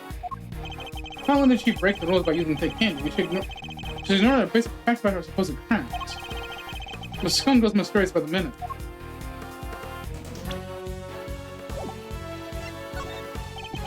What exactly were you doing, Mr. Tengora's room? Well, I was supposed to call it research. Research?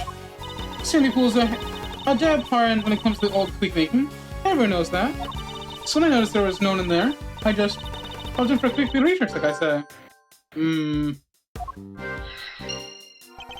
What kind of research? Leaves fingerprints. Yes, that, well, she's the reason that leave fingerprints, doesn't it?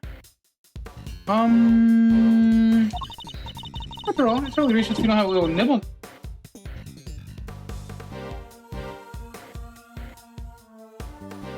You ate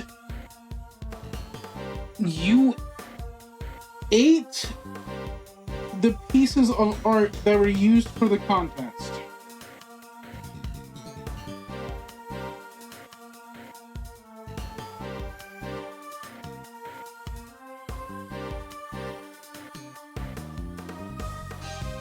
How do you get so dirty? Heck? I gotta wash it later.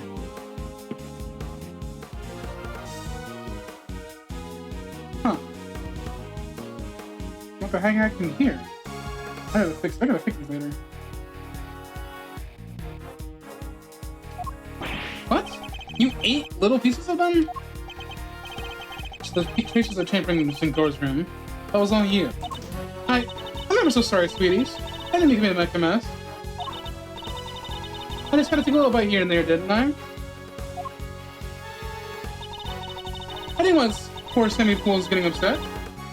It was just the teensy bits of pieces. And the stand holding up the ship. Took a bite of that too, I suppose. Oh yes, dear. Of course I did. Low-key crazy? Kinda, yeah. It was you. You brought the whole thing crashing down. Eek, I'm sorry, my lovely... Really, I am. Hold on, is that why you left the afternoon tea early? You were heading off for a second helping of sweets? Look, just please believe me. I never killed anybody. I promise. Actually, I'm certainly suspicious. That's all we can say for now.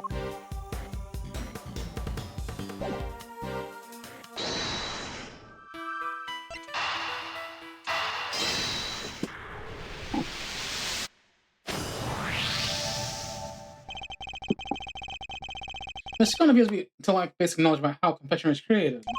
She says that she snuck into another entrance room for research purposes. Hardly the actions of a world-class confectioner. What is this stuff on my... What is this? Hardly the actions of a world-class confectioner competing for a major prize. Yeah, not how to picture a top pro acting.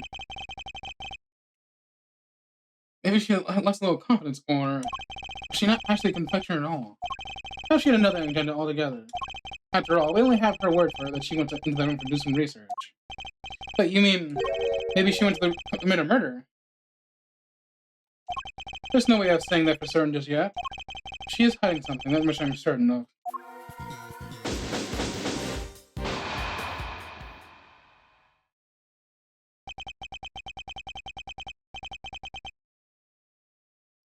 It's not like it's investigating for now, don't you think? Yes, we've certainly found plenty of interest. Something's been bothering me for a while now. Chiffon Karma would have surely found the murder weapon when he searched this room. And yet, he didn't arrest Miss Scone. He didn't even seem interested in questioning her. I think our first priority should be to find out what he's really up to. Not too bad, I have a few things to ask Miss Chiffon Karma. Me too. Him and Scone. Eek! How could he, Batty Bumpkin? Stop staring at me like that. Appears Detective Bat is just suspicious of Miss Scone as I am.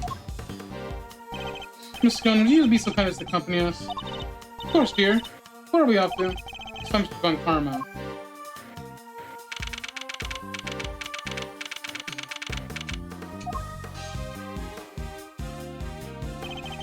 Mr. Von Karma, I'll let this speak with you, that's alright.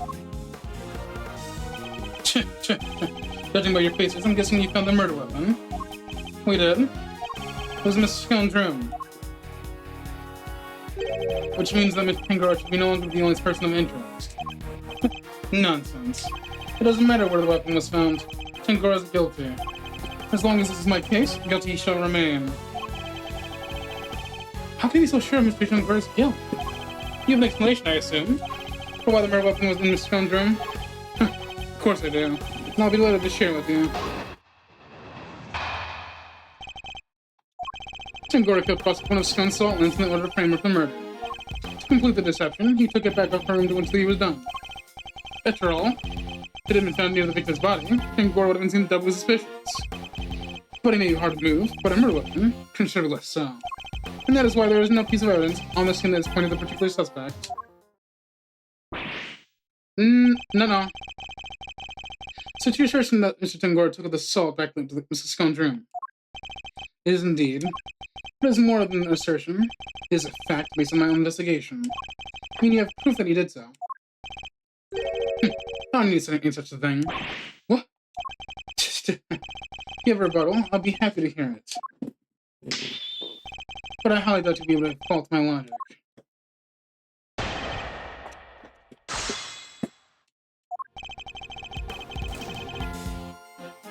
Hold it!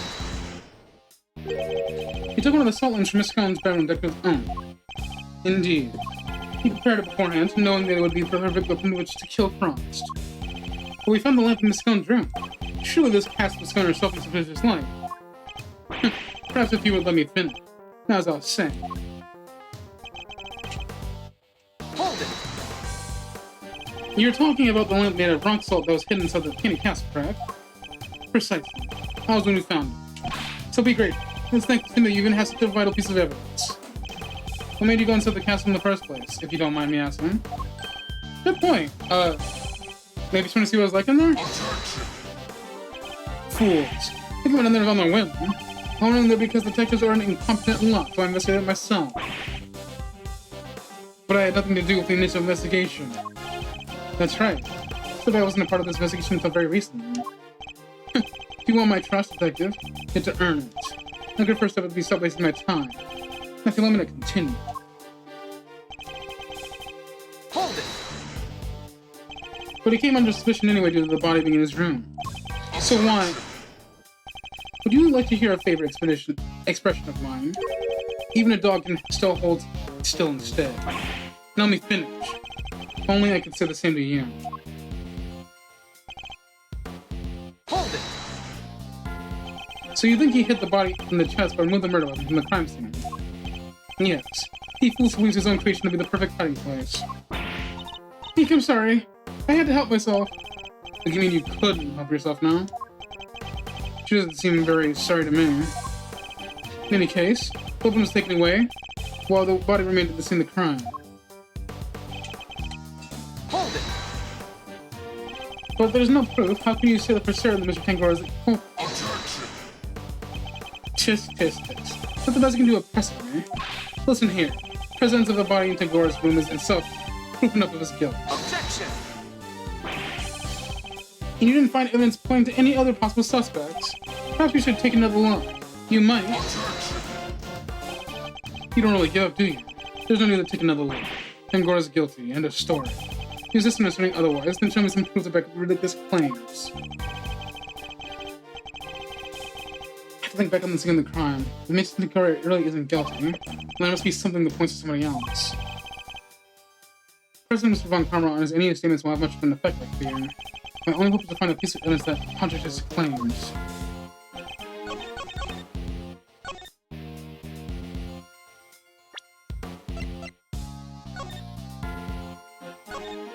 I mean, that cloth is there, right?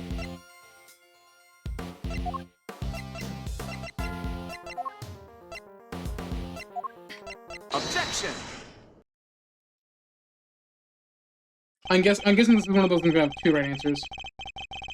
It's true that the murder weapon and the blood-stained chocolate removed from the scene of the crime, but something else remains that does point to one person in particular.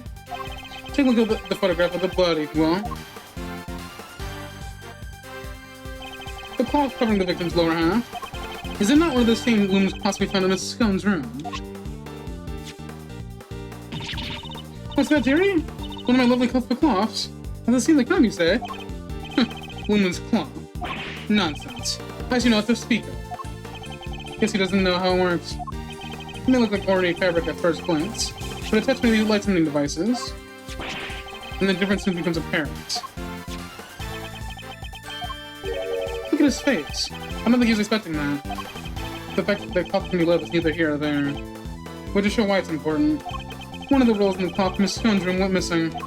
If you look closely at the blue cloth in the picture, wouldn't you say it's clearly made of the same material, Mr. Von Karma?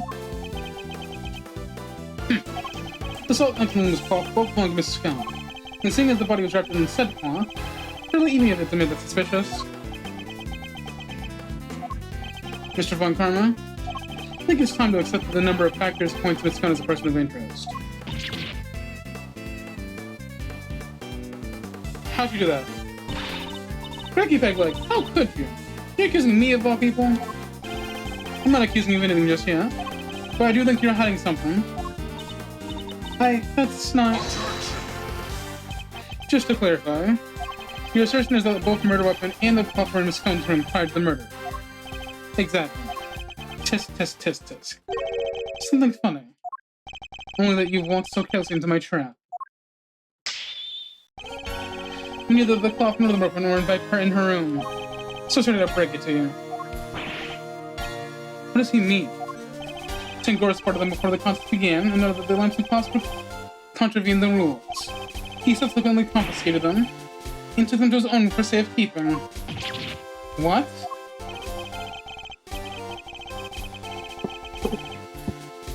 Then after the contest began, nobody saw hide nor hair of Frost as he skipped himself in his room. The only person capable of entering his locked room was Tangora, possessing the only key. As you know, He was also in possession of the lamp used to commit the murder. So you see, I've laid everything out I need to get Tangora convicted all along. Well, how does it feel? To have lost to me before even setting foot in the courtroom. This can't be happening. But wait, all the hard work's for nothing? Mrs. Scone, why don't you tell us your stuff talking about Mr. Tangora? Well, dear, many consider if I spilled the beans, I'd end up being the one under his position. Mr. Von Cormac said that. And he wasn't wrong now, was he?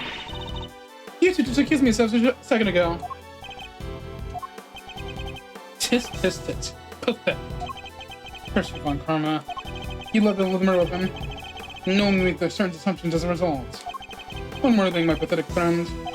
There are 2, and only 2 sets of fingerprints in the murder weapon. 2? Yes. Those of Delicious Stone, Incense, and Tangora. No, those were found. Tangora used the lamp he'd concentrated the murder from.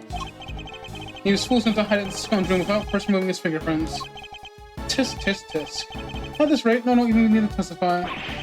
My perfect evidence will do all the talking for me to secure his guilty verdict. Objection! But wait, what about the luminous cloth that was left behind Mr. Thor's room? What about it? He probably meant to return after disposing the body. I don't have enough to disprove anybody's saying. Tisk. No more pitiful objections. Then get out of my sight and close the door behind you. No tree. Not about just to give up. Seeming to waste more of my time. Bad. Let's put them off the premises now. This investigation is not over yet. That's of bad. What is the meaning of this? Sorry, but I'm not in the habit of leaving cases half solved. There's still one last thing from the crime scene we haven't identified. He's right. We still have evidence of somebody's activities to account for. We can discuss your lingering doubts at our leisure, Detective. Whatever they might be, they're no business of the defense's. Objection! I beg to differ. There's a piece of evidence I'm still not satisfied about either. This picture might be the same thing that's bothering Detective Bad. What? This is yet the unauthentic something that was left in the Tingora's room. Take that! We still haven't properly identified this piece of evidence. Huh? Really? Or is it the fingerprints?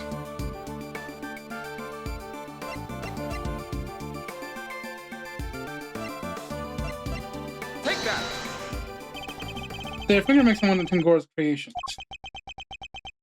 Supposing they belong to the murderer, it shouldn't explain how their prints didn't end up on the murder weapon. How do you know so much about the crime scene? Because I let them look around. You let the defense examine the scene, Fred. Bring it out of your mind. I don't remember you telling me not to. Insolent worm.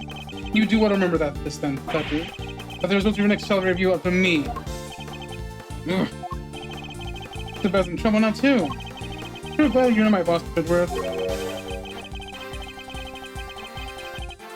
You need to remember that the results of your salary review after your performance here.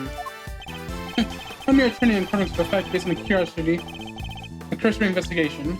I'm almost impressed. But it's entirely possible that those finger marks belong to the Tangora.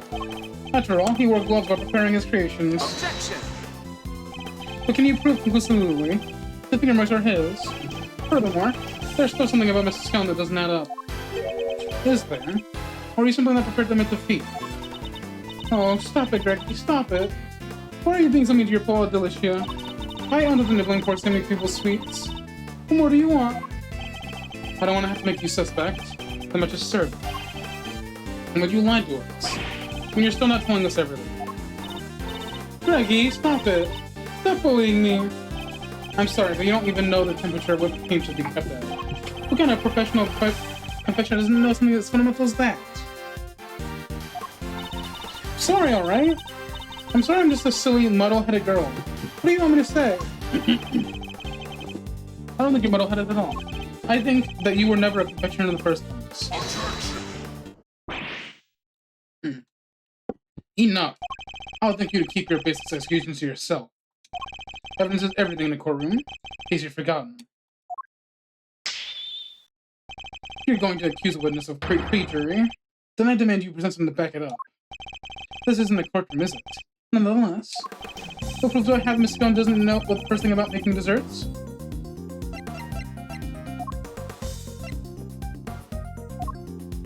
Everything is fake. Every single one of Miss Scone's creations break the rules of the contest. The offending items, the cloths and the lamps, were duly confidently established, and the witness did not go and bring them back to her room herself. Objection! But those were the only rule-breaking items in her room. What? The entire fantastical world Miss Scone created, every last bit of it. It's all just a collection of plastic models slathered in whipped cream. That cream is the only authentic confectionery in the room. No real product contender would ever stoop so low. Is this true, Fab? Yep. Saw it with my own eyes. Got to know with my own shoes. Did we finally convince him? With her logical like this, surely he can't continue to deny the facts.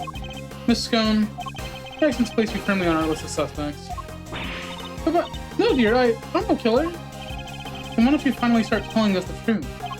Who are you really? And why are you tampering with your rival's work? Alright. Truth is, I'm not the adorable little you see before you. I'm a pharmacist, if you can believe it. A pharmacist? I can't blame him for being so surprised. It's gonna be fun if you imagined. So what's somebody like your line do for doing a contest like this one? Well, I just love eating sweets, if you must know. She's so real. And Skinny Poodle sweets are the best, or so they say. I just had to enter. I didn't mean to make up making it all the way to the final. Even Mr. Von Karma's lost for words. That's it? That's the only reason you're here. Yes, Jerry. It was worth it. Samson silly pants sweeties are the tastiest I've ever to eat. And the finger marks? Were you the one wearing gloves? No. That wasn't me, dear. I don't even wear gloves. Remember, Miss Scone's fingerprints were found as one of Miss Finger's other creations. I said that point to her not having any worn in gloves. Exactly, Lincoln.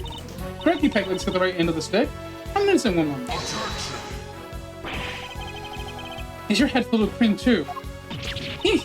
Sorry, mannequins. Her head may not be filled with cream, but she's certainly no master of subterfuge.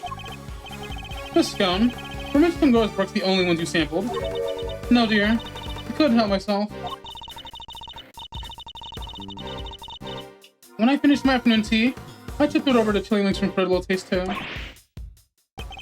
You were in the victim room too? Yes, dear. No one was in there, you see. Possibly because the victim was already dead. I can only stomach one little bite. I never tasted anything so salty in my entire life. So I had myself one of the tasty starship bits off to the side cleanse my palate. You have quite a sweet tooth, don't you, Miss Scone? Indeed. What didn't she sample? That's everything, I promise. Reggie Pickles, mannequins, I'm so sorry. I didn't mean to make a mess of things. As long as you told us the truth, that's all that matters in the end. I think for a second this means I myself believe you. I'm going to investigate the victim's room now. We'll see the proof you've been at them through. Mr. Von Karma, please let us accompany you. I think it's only fair that we are allowed to investigate the veracity of the conclusions. Company if you like. Both I think for a second you'll be permitted to conduct your own investigation. They'll think company all the same.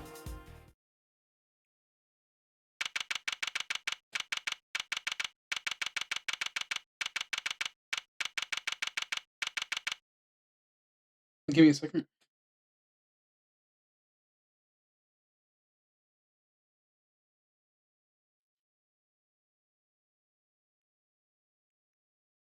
Hmm?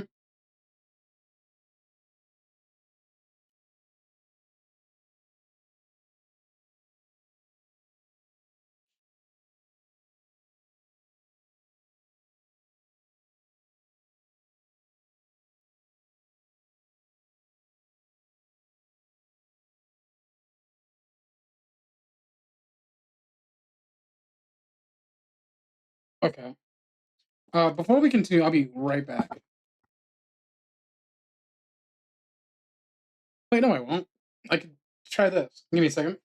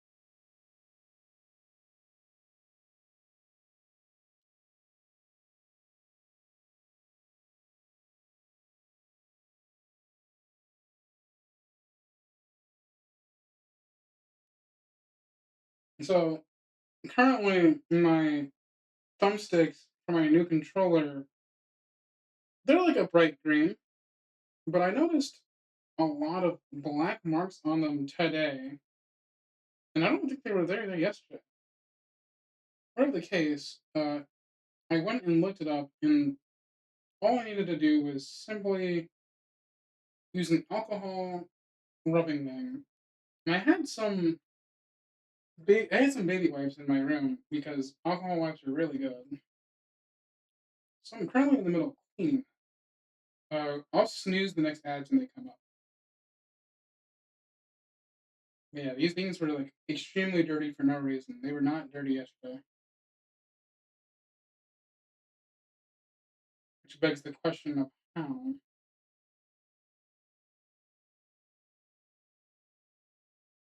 I wonder if that means my other controller's dirty too, because those are black thumbsticks, so it's hard to tell. Yeah, right. That's one.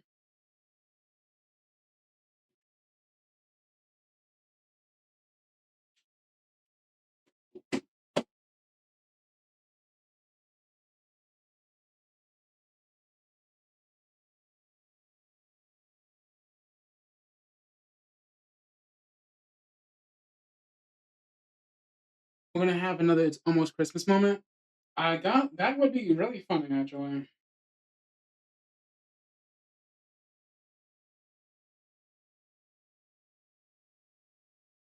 It wasn't Christmas, so it wasn't Christmas.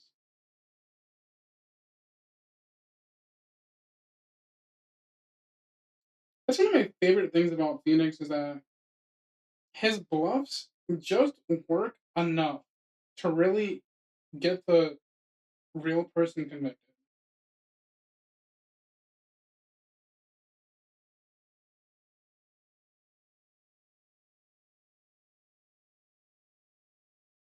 Yeah, it's pretty much like the bluffs are just have enough hint of truth in them to where like it sticks.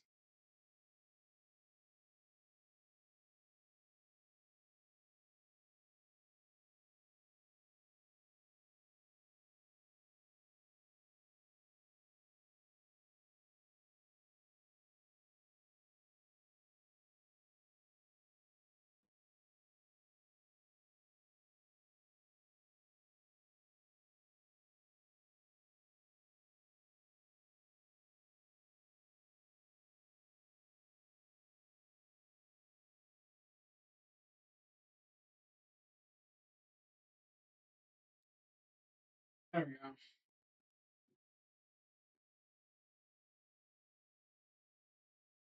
Nice and good looking.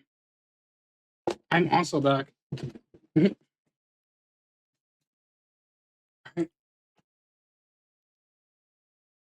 excuse me. Let's continue. What is the meaning of this? Oh, when we got to Frost's room, we saw a Nada. It was all gone. The whole enchilada. Was this the work of the culprit?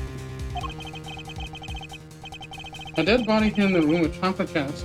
Myrtle moved lead to another room. This case was a real peach. It's gonna take some serious fooling to the bottom. Oh, yeah, this is him talking to Ed. Okay. Oh, that's Fender talking.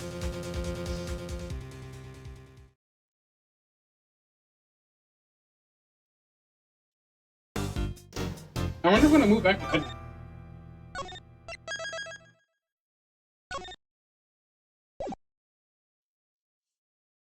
Okay, we are back to Edward. Cool.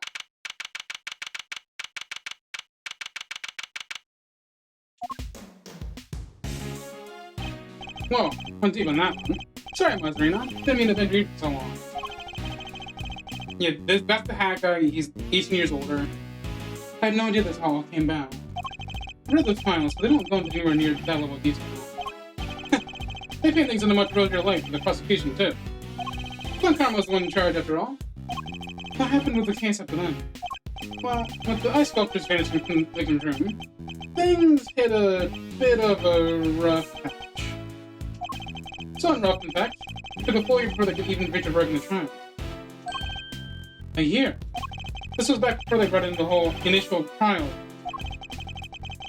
You didn't have to finish up a double quick time like you do now. I see. Did they ever find out the victim's creations managed to disappear? Well, they were sorbet or dozen desserts, however you want to call them. Ice, in other words. So the ice can melt. Just what they concluded must have happened. Let's just that wasn't how the capacity went down. What do you mean? So this place is a gallery these days. But back then it was San Francisco's place, yeah? Indeed. The site of the IS-7. Well, word is the cross ice sculptures are suddenly back in display, and used for that fateful day. Now, that doesn't seem right. The very sculpture the victim made? Who knows? Could they be modeled on the originals? But I figured he was going to come down for a little look just in case. Seems like least I can do before Gregory. Alrighty then. Let's go take a look at these icy marble, shall we? We're going to explain the winter ring as they're snazzling around.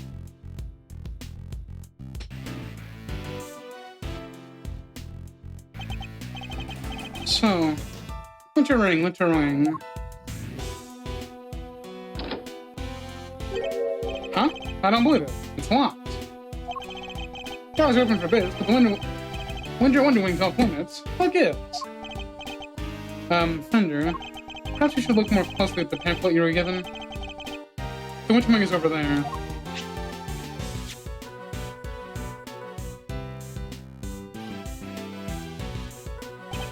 Is it? Freaky. Could've sworn it was this one. Anywho, shall we? Time to dive in and see what we could've 18 years ago.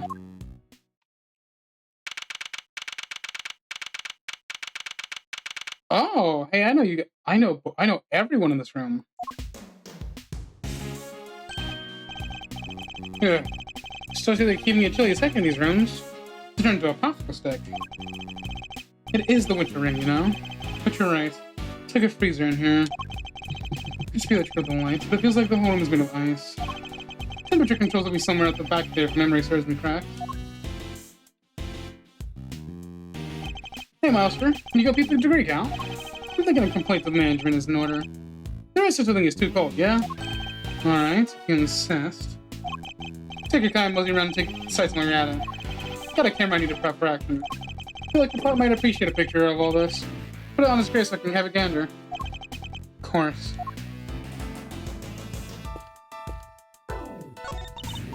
So how about this? Hello, Delight.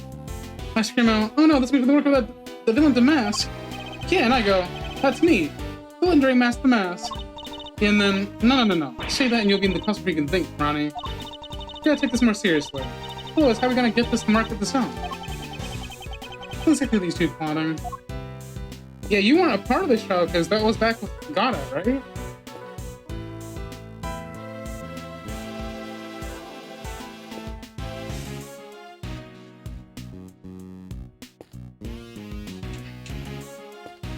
What the hell?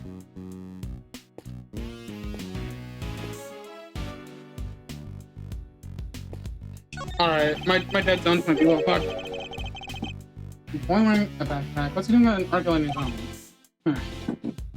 She wanted to learn the Arcade strategy. Quit the energy. I don't get it. I just don't get it. Does this boy know the owner of the gallery, perhaps? Oh, hey, Pallades. I know that one. Give me a short second.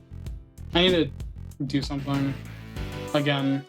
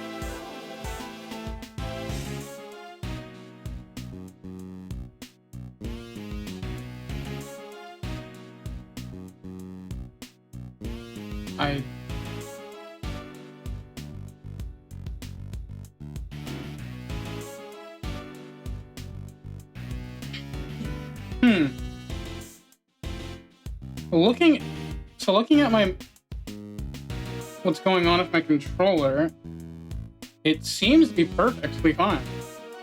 So why am I moving so weird in this game?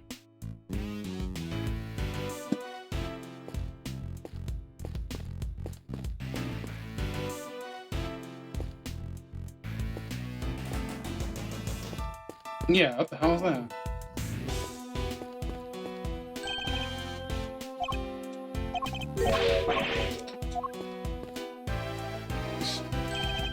I'm not aiming that direction, that's weird.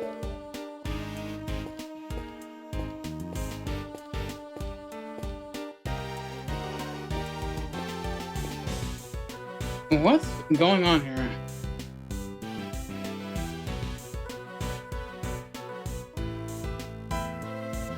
Okay, whatever. Now, what did you say earlier? I think so soon, Miles. Stick around and take in the sight.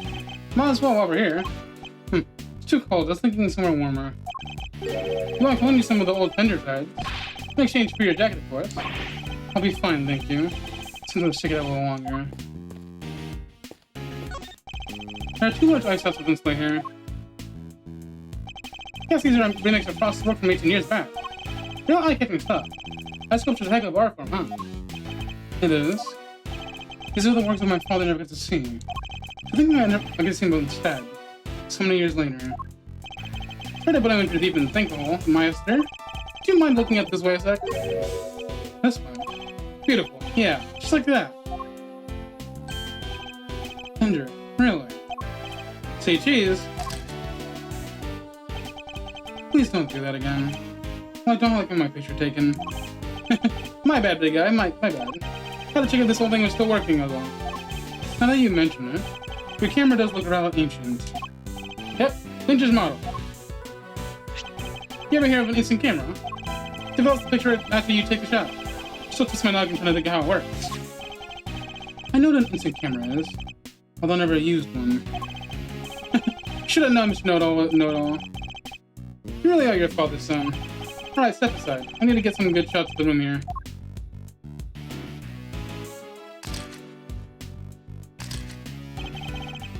No, I'm joking. He looks serious about the pictures he's taking. He must have his own theories about the I-7 incident. Ooh, I should have been a paparazzo. These are gold. These are straight away. Wanna see? Well, since you've already showed one of my things. Alright, Brainiac, question. What do these 2 sculptures represent? Represent Taurus and Gemini.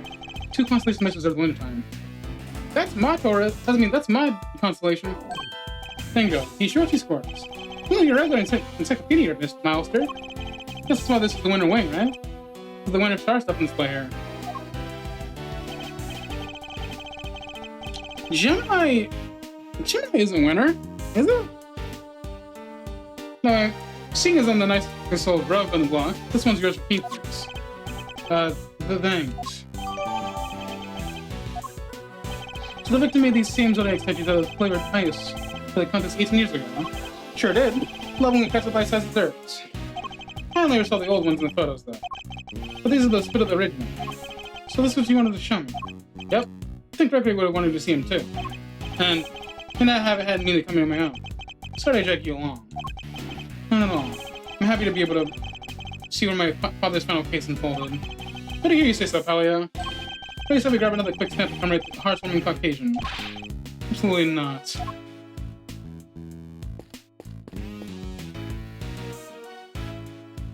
I think Germany's in the summer between the Zodiac. Yeah, that's what I meant.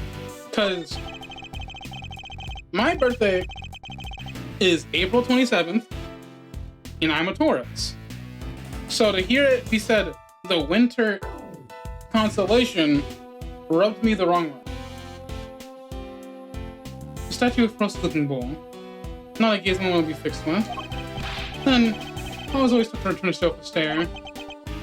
On this case, discretion may be the best part of Elevera. Castor and Polos. Every year in December, countless shooting stars can be seen emanating from this constellation.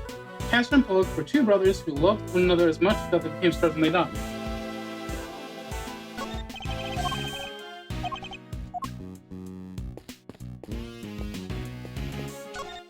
There's a huge book of ice on display here. Incredibly heavy. My video is coming up? That's nice. Thank you. I don't think I'll be...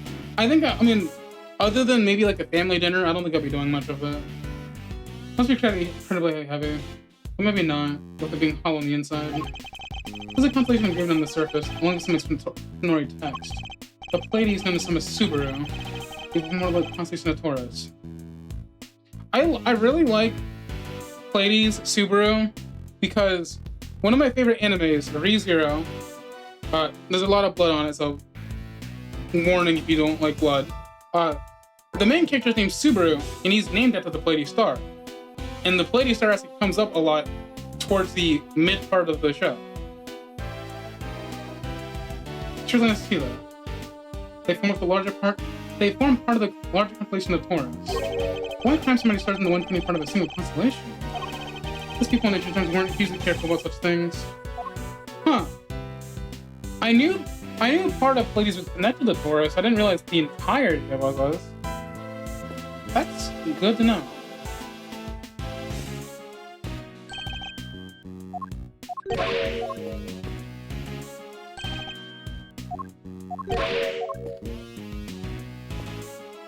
While this is going on, I mess with my stick more.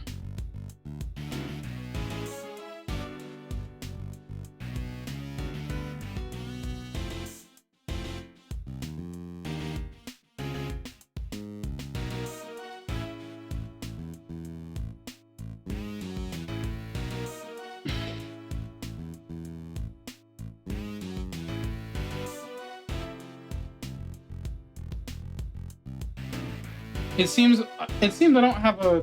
Huh?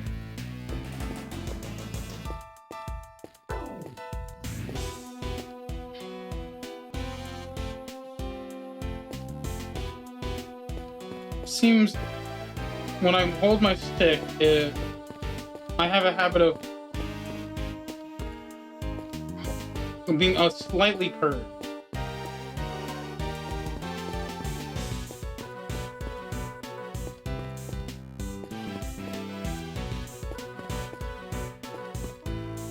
But that's not right.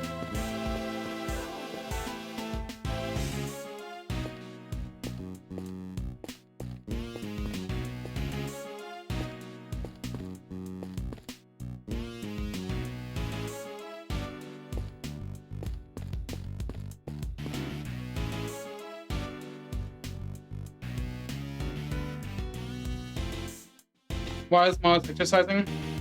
Oh, there's an ad break, so I was just testing my movement stick because something feels wrong, and that's why I'm like, what's going on here? But when I'm looking at the screen for it, it looks perfectly fine, which is weird.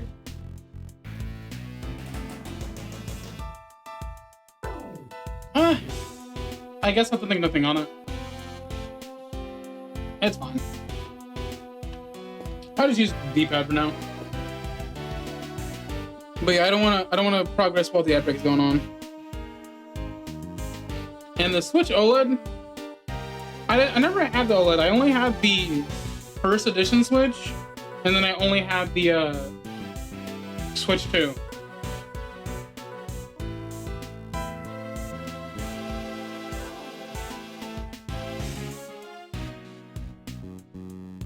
Did I give away my old Switch?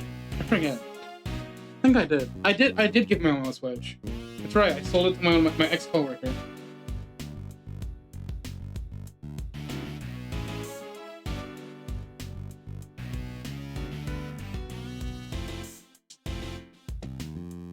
All right, ad break. Ad break is over. Welcome back, everyone.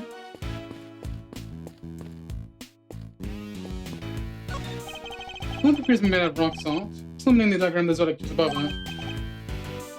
Yes, both Gemini and Taurus are not the only zodiac signs, but constellations that are visible during the winter. Winter constellations don't explain winter when. Usually these statues are made of the flavored ice. According to the pamphlet we received, balloons are made of crystal glass.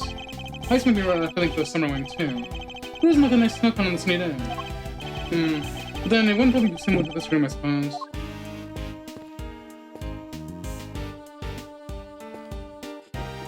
Ugh.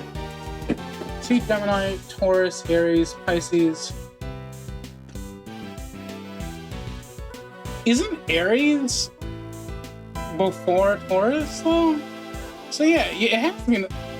So the spring and summer constellations are visible in winter time. That's what they're saying. Okay.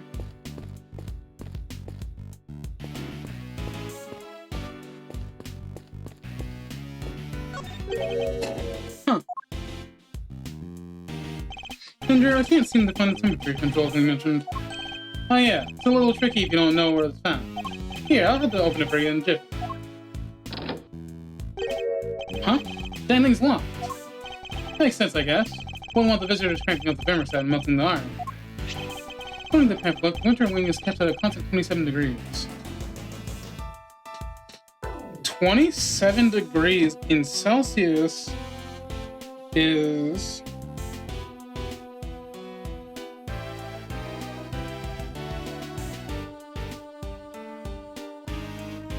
Please. Thank you. That is 2 degrees.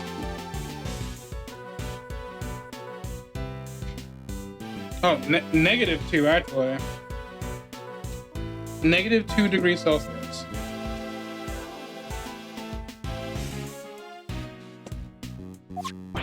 Oh wait, that's colder than a snowman's cold days. There's free stuff in there. Guess something's for it. Somebody's getting a snuggle. Hey, what's something nice to stare? You want me to freeze it down? No. Alrighty, I got the shots I wanted. Shall we scoot on to another wing and see what's cooking? Might as well do the full tour over here. Suppose so. Someone screamed. What was that? Came from the fountain room. Come on, let's go see what's up. Oh my goodness gracious!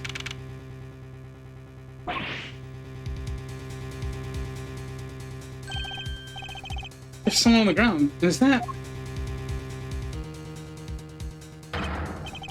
Larry, what are you doing here? Actually, never mind that. What on earth is going on? Edgy! You should have seen it. It was awful. Just come down and tell me why there's an unconscious man on the floor. I didn't do anything. He just fell down in front of me.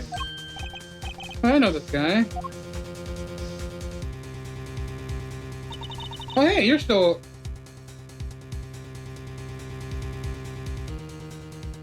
Why is she still here?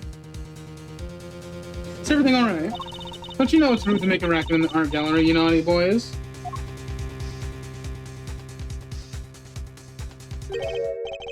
And something smells? Yep. Hey, this smell. He's still breathing, but I know these symptoms. It's not safe, Miles. We need everyone out of here. Everyone with me. There isn't a moment to lose. There's poison gas coming out of that room.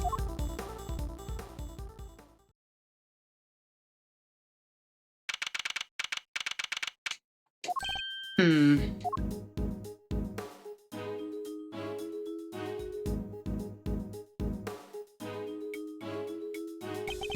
the victim doing, Fender? Not good. He inhaled a lot of gas. He's still out and it sounds like it's pretty serious. The paramedic said there are no signs of external injury. He was conscious before it happened. Anyway, he's alive. Just barely. He's lucky we found him when he did. Like I said, he's not out of the woods yet. They put him in the medical room with a specialist. I see. Couldn't help noticing that you seemed like you knew him, Fender. Sure do. That was Carmelo Augusto. He was here back when the whole IS-7 thing went down. The confectioner. So he was here 18 years ago too. Any hoozles. This guy seems like he's in one who would help. Old palsy your Mazarino? Yes, something like that. I'm glad you're okay, Larry. Something like that? Are you serious, Edgy? You've known me since elementary school. Crush your guys' feeling, why don't you?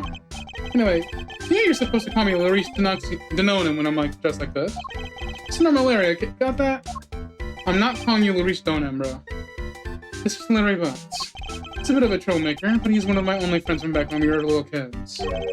Ever since he developed a passion for art, he's been trying to make it big as Larice Donem. But new name or not, he's still the same old Larry.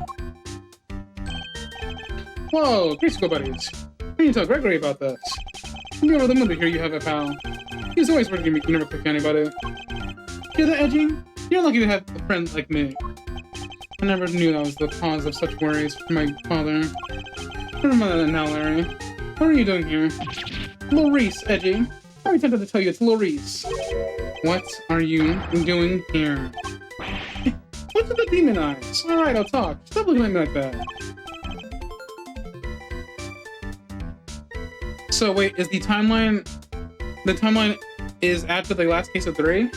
Yeah, so it's Trials and Tribulations, then it's Miles Edgeworth Investigation, the first game. That takes place after a month after case 3. And then Miles, Prosecutor's Gambit Investigations 2 is 2 weeks after the first game of Investigations.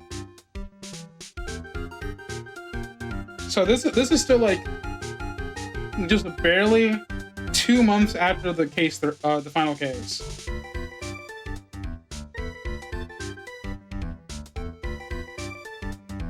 Edgeworth dealt with a lot of tomfoolery the minute he got back home.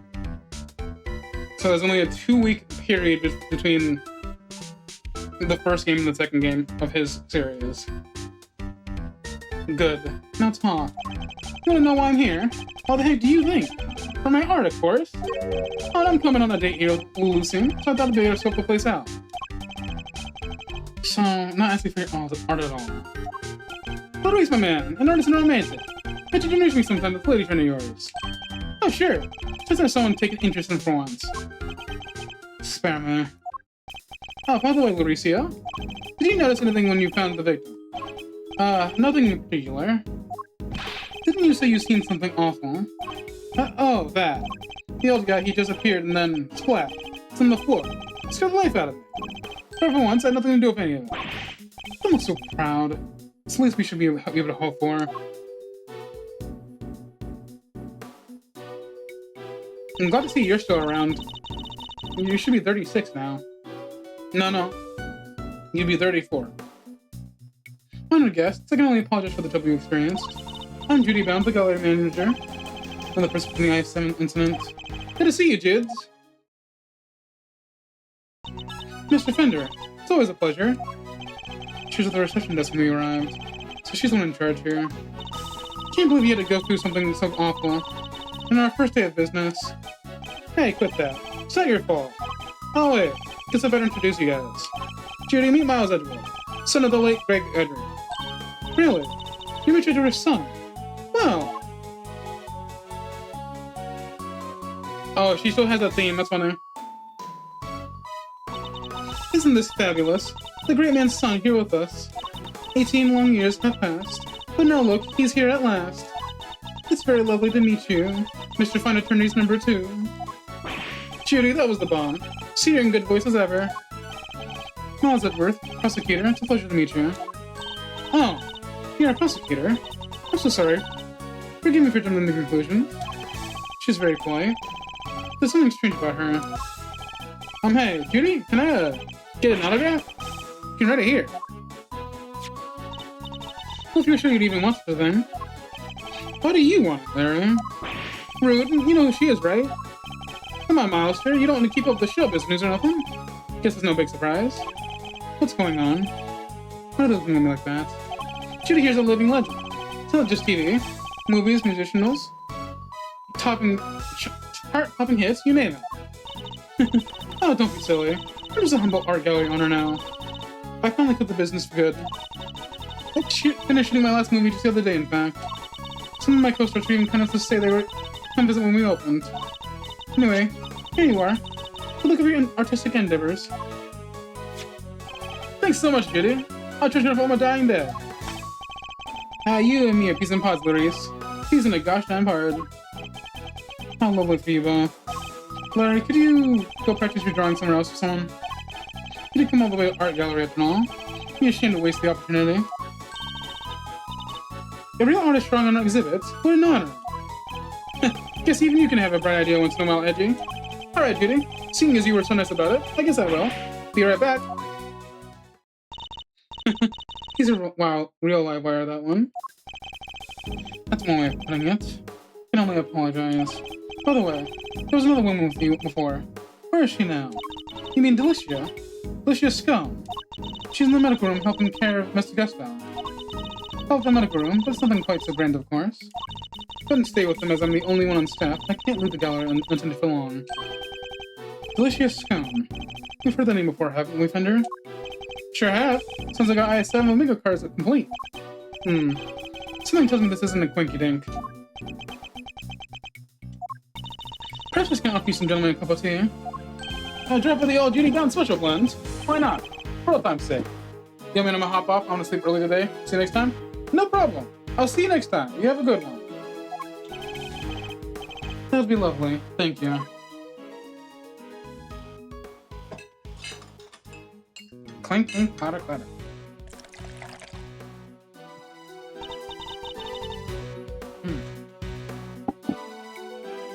Now, if you both excuse me, I better go and explain things to the other visitors. You do your things, dudes. Thanks again.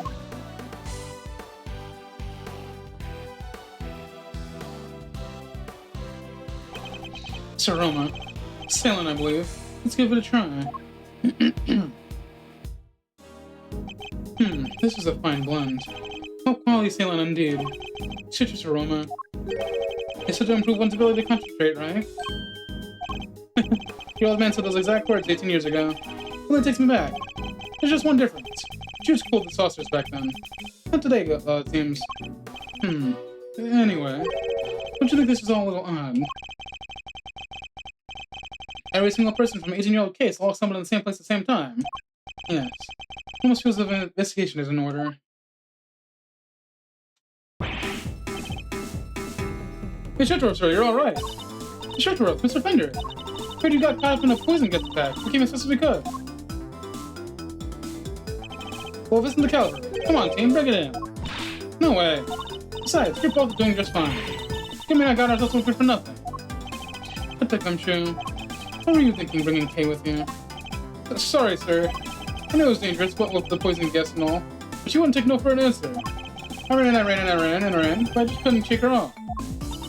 That comes running away. The great thief right here is the world champ. Then run away. Don't chase the poor detective. What's up, sir? Just say the word and I'll head in there and start investigating. You guys stay here. That gas could be dangerous. Alright, we're counting on you, detective. Good luck in there, Dickie boy. No way. Some of them almost look like a real detective. I'm proud of him. But he is a real detective.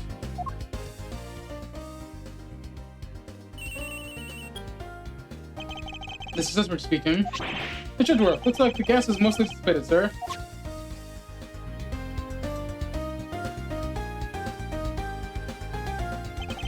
Very good, detective. Calm down and tell me what you see. Yes, sir. First up, the exhibits. There's a statue of people on the left side. And on the right, some kind of two-horned animal. There's such a people in a two-horned animal. That sounds familiar. In fact, it sounds identical to the display in the winter swing. Other than that, the place is looking pretty damp. The sprinklers spray the place good. So you stop the gas from spreading. The sprinklers? Are there any sense of fire? No, sir. And the fire alarm hasn't been triggered either. Sprinklers look like the type that detect heat and smoke. When they detect something, they seem to send an alarm, either smoke or fire, to the security room. Once they read the gas and smoke, the trigger the alert smoke alarm went that way. Anyone in the security room, the alarm will not. The place only has one employee, and that's duty bound, the manager. She's at a reception desk across from the security room the whole time that gallery opened. So she heard the alarm from across the way and turned on the sprinklers. Yep, seems like it can only be switched on manually. Unless in there. Wouldn't want the arguing stuff for no good reason, I guess. If there's manual, you can maybe even check on the bad fire. How about the fire was making some stuff out first? Security is set up as geared around Disney exhibits. That makes sense in an outgoing gas. Hey, how warm are they? It's freezing in here.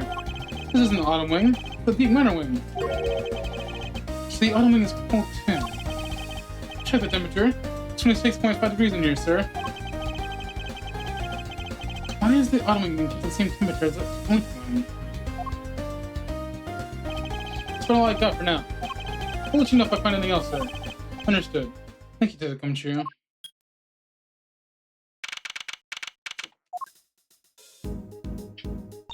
What did Gambit have to say? He said that the autumn wing is actually quite wintry. Huh? I don't get it. I'm wondering what it could mean myself, but it's a bit hard to stop them out here. Should try to get in there as soon as possible. Police are done with their investigation. Amen to that. These are the deals for ourselves. Is there anybody else who might know something in that meantime? Oh yeah, there's one guy. Husband spy. His what? Ugh, we have to. I guess we have to.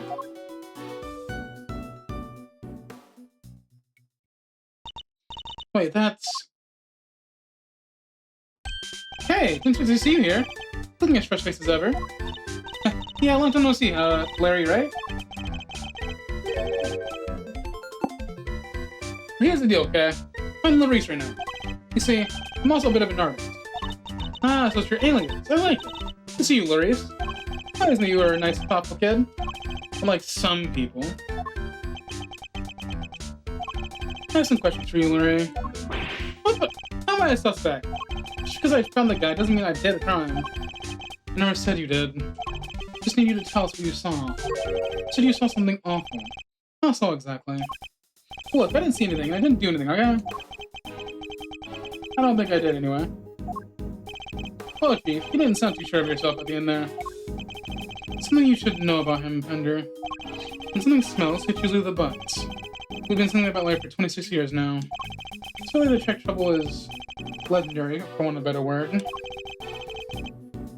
The ability to punish trouble, too. Suppose I better find out what he did this time.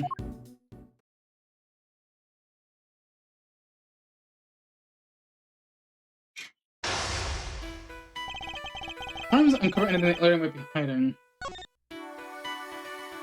I want to save here.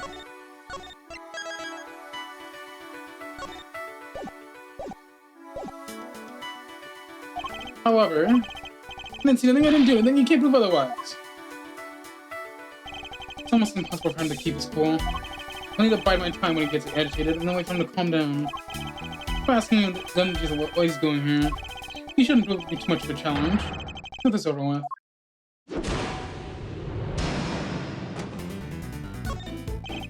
Why is it for you to come to gallery today? What kind of question is that? Well, you think I don't belong in a gallery or something? Hey, you're gonna ignore me, then I'm gonna paint your portrait. When I'm done, I'll scribble over it. Just a minute, maybe your testimony for those inconsistencies. What do you mean, edgy? I gotta say stuff about it. Okay, so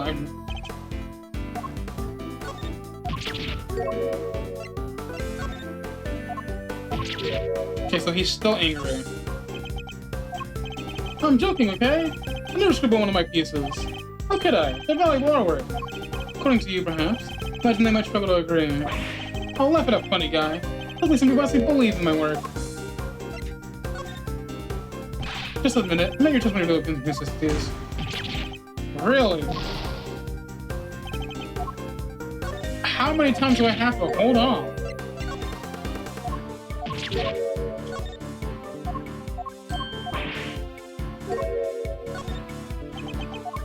She's got Lulu, okay? She's my pictures are masterpieces. She likes something, I'll drop her. Anything at all. Where's this Lulu? Come here all alone. What, a guy can't be apart from his girlfriend 1 second? I'm on the life too, you know.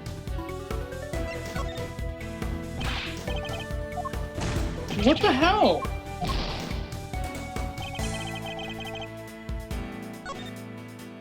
I'm loading that. That's what the hell is this?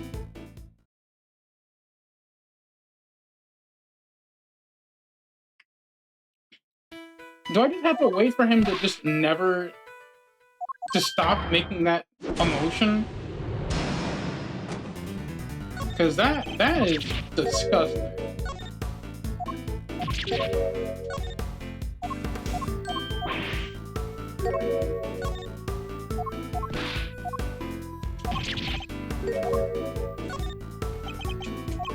Fine, Lulu said she's a Gemini, okay?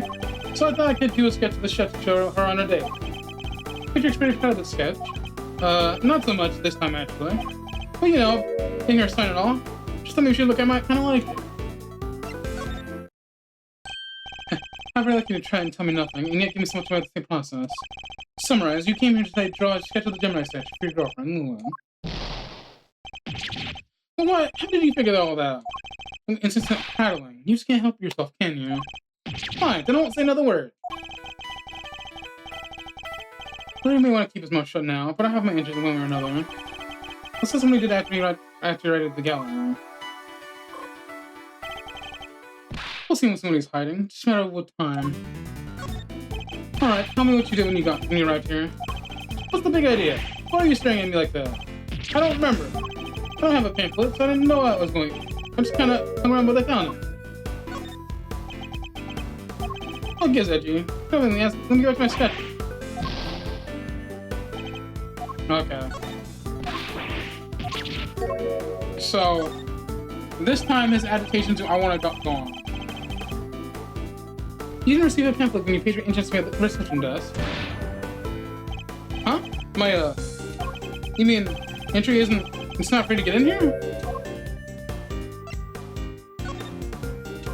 You mean you tell me you didn't enter without paying? I'm sorry, okay? It wasn't deliberate. It just wasn't even the reception of desk at all. So I just thought they must be free. You're saying this man wasn't at the desk at the time? Yeah, it looked like there was maybe somebody in the little room opposite. Interesting. According to Mr. Gumshoe, his man had to enter the security room to activate the sprinkler system. I think she wasn't at the reception desk because she was busy responding to the incident. And she finally got the place open for business too. Poor Judy. Winter Ring, Kelly's greatest attraction. It's gonna be ruined now.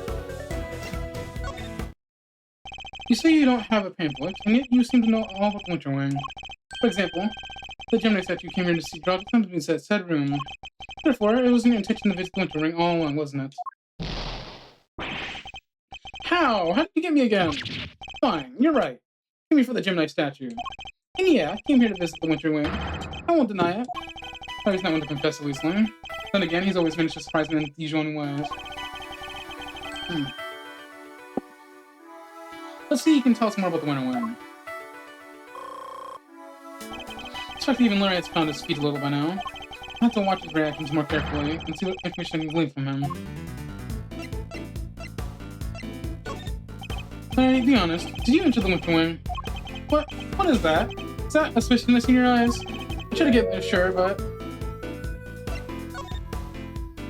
You try to get in, but you couldn't. Yeah, exactly. I want to get in there, but the old guy came in and fell to the ground. Like I said, it's pretty shocking.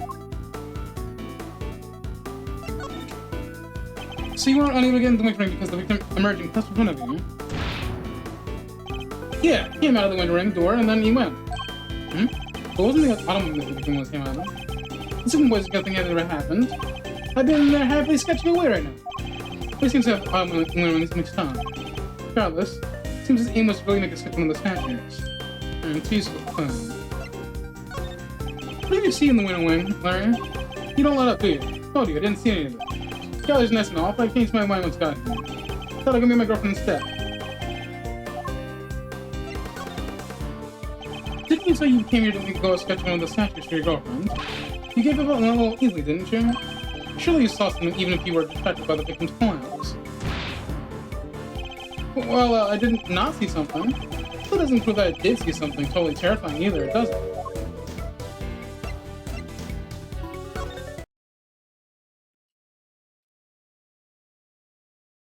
Really, Larry, you could at least try to make this a little harder for me. Put it to you, Larry Butts, that you did, in fact, see something totally terrifying. How do you do it, Edgy? You some kind of mind reader? Fine. It's no fun to keep it any longer. I'm not sure there's much point in you trying to keep any secrets given your track record.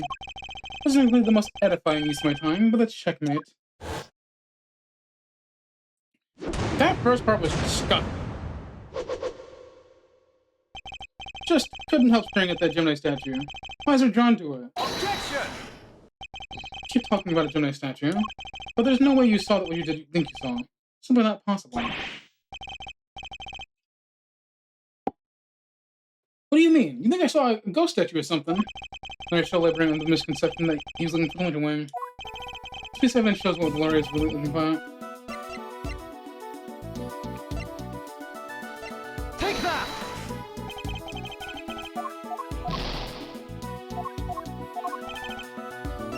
Take that! Take a look at this conflict.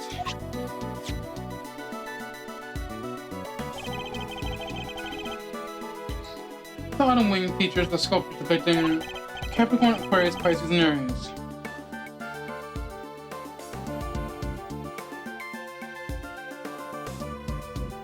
I need to fact check this.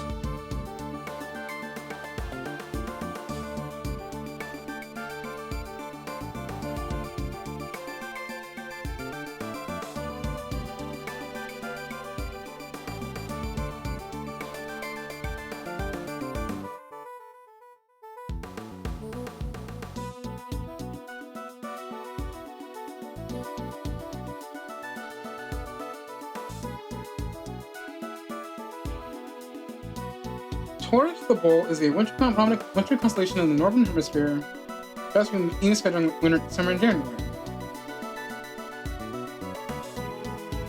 So, but to reflect the season represents,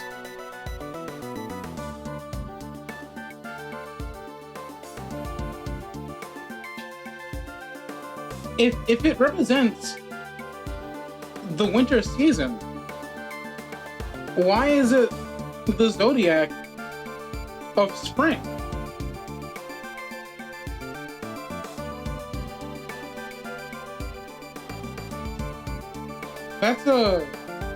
It bothers me.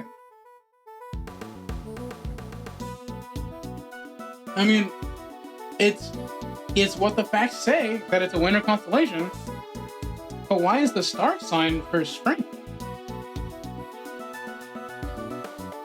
Is it simply just because that it's visible in winter? That's the reason?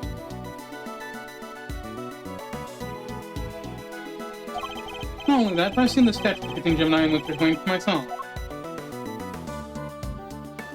Which means whatever you saw can't have been the statue of Gemini. Guess that makes sense. Why was you not more surprised by that?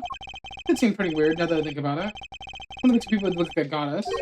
So this wasn't my imagination either. Other stuff. You're interested in it too, aren't you, Edgy? Great, let me show you. Show me what exactly? Show a picture of it all. Got the whole scene down exactly as I saw it. But I'm not confident in my work, so well, I want to see. Really? Alright, here. Hey, that looks a lot better than it used to. This is Pisces, isn't it?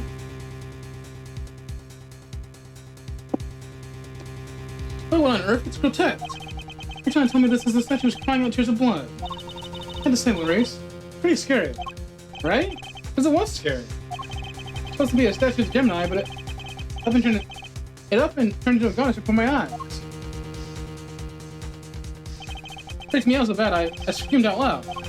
So he wasn't reacting to the victim collapsing in front of a metronome. Wait, when you say it turned into a goddess, what do you mean exactly? What do you mean what I mean? The bottom half suddenly turned into a fish. That's what I mean. Gives you a fishy bottom half. Sounds like Pisces to me. But it's all based on this legend of a goddess and her son turning into a fish to escape some baddie. Wow, really? I thought Pisces was just too plain old fish. Huh, gee. Do you think the statue's cursed? I mean, tears of blood turning into a fish. It's pretty cursed stuff right there. Don't be a fool. Imagine you simply mistook one of the statues for the other. Oh, look at you, tucking it directly into your organizer. Simply thought I might have use for it later. Maybe in the bathroom. You're the worst, Edgy, the worst. Kinda freaky deaky though, huh? Statue with the bottom half that changed its shape. Pretty keen to find out what went down in the autumn wing, aren't you? Suppose I am, yes. Do some kind of a trick with this Pisces statue, perhaps. Yes, Edgeworth speaking. Just about done in here, sir. There's no danger from the gas anymore. You can come in now. Thanks. Good work, detective.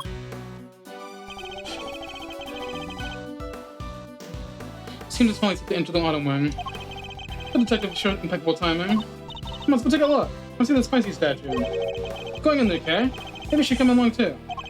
You really think I was going to leave you out here on your own? I know better than that. Alright, everyone, to the autumn wing.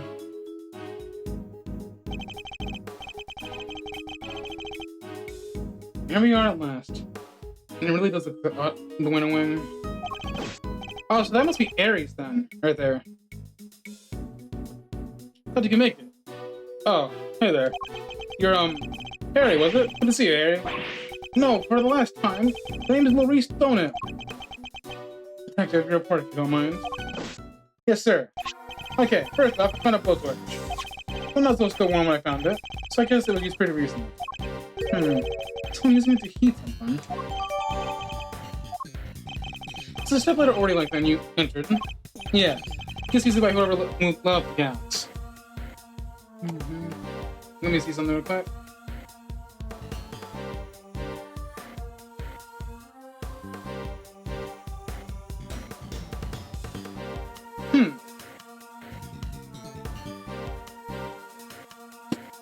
That's what I gotta do. Guess was inside the case until someone opened the clip. Is that so? The Pisces statue. Huh? You sure up in your constellation, sir? You know the one in the other cases too. This is the autumn wing, so I imagine it should be the Capricorn.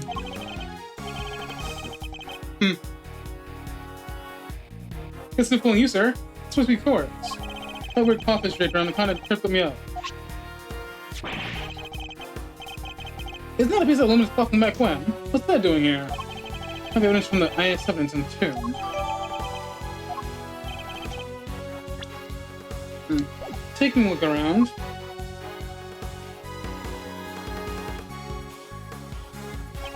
Seems there's a piece of aluminum cloth on each of the other cases too. Yeah, it just makes me want to see what's hiding and make it real bad. Sure, maybe we'll come right up for you.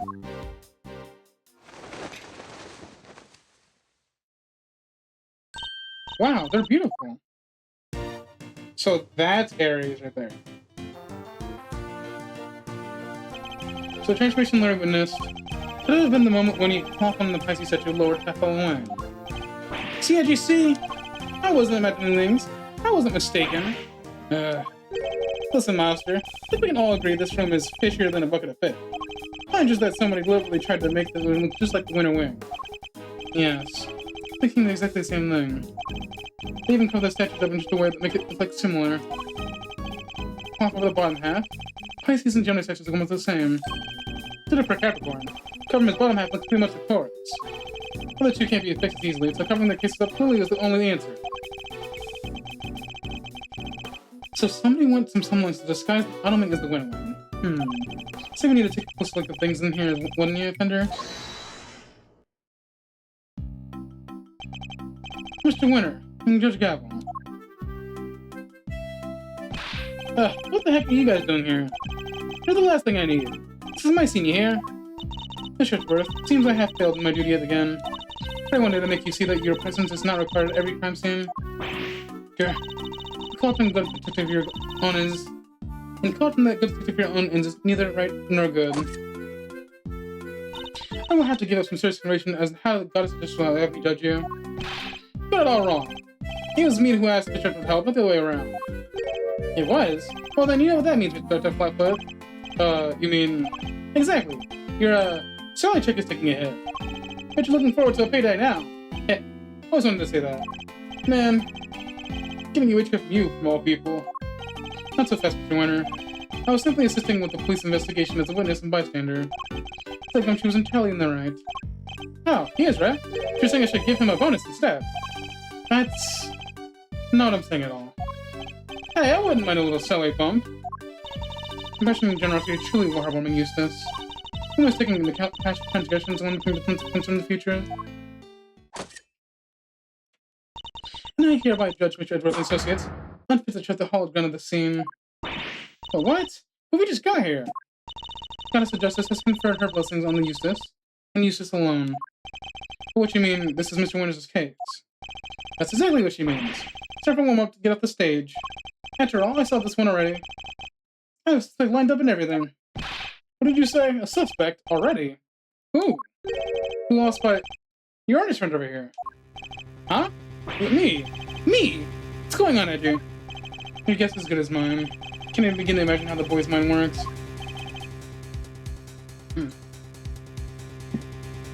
Unsurprising that you lack the attitude to understand the winning mindset. Lack the attitude. Something tells me he doesn't know the real winning term of the phrase. Well put, Eustace. Mr. Edgeworth does indeed lack a certain aptitude. Yeah, exactly. What's your attitude, smart guy? Wow, he's totally shameless. I understand my information gathering skills at your own peril.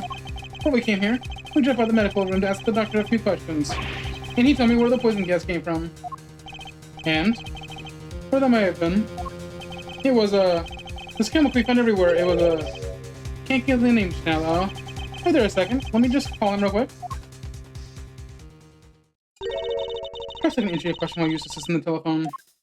Why not let him make the call if you know the answer? The gas was created by mixing two specific chemicals. Ubicium and Effixium. What kind of chemicals are they? Ubicium is a red liquid used in all everyday products. Paint and dishwashing liquids, among various others. On its own, it's entirely banging. So it's something anyone can get their hands on. Precisely.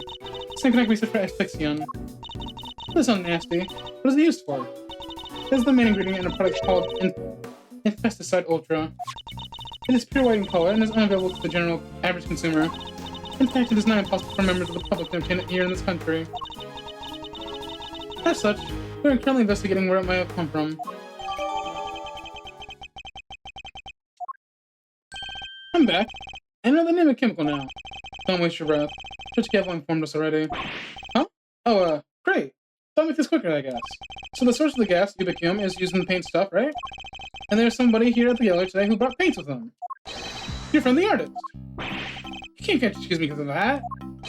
Objection to the paints on the palette of your hand. Edgy, is this kid okay? He seems a little... Indeed. I haven't known him for long. He's a little prone to jumping to long conclusions. You keep looking like I'm not even here. Ignore them, Eustace. They're simply intimidated by you, nothing more. Why not give them yet another reason to fear you for one of your winning deductions? Winning? Oh yeah. Good idea. Get a load of this, losers.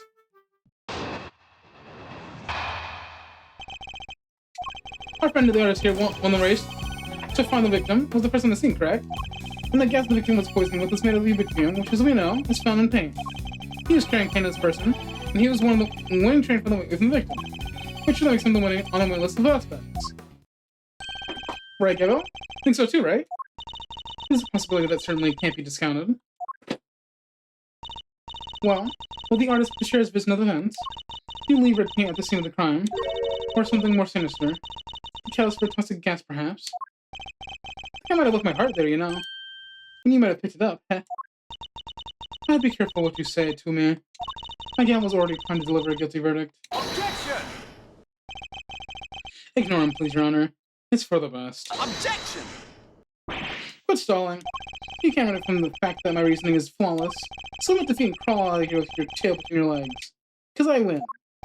I have better things to do than pick holes in your faulty logic. But I don't suppose I have much choice.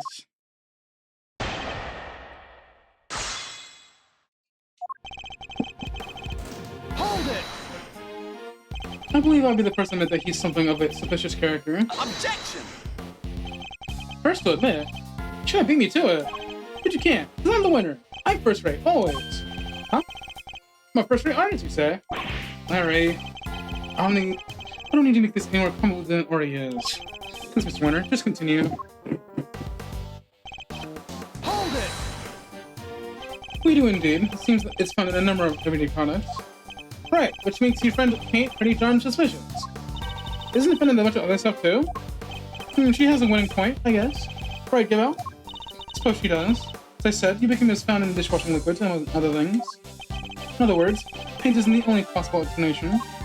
No, but just listen to the rest of my vision deduction, will ya? Hold it!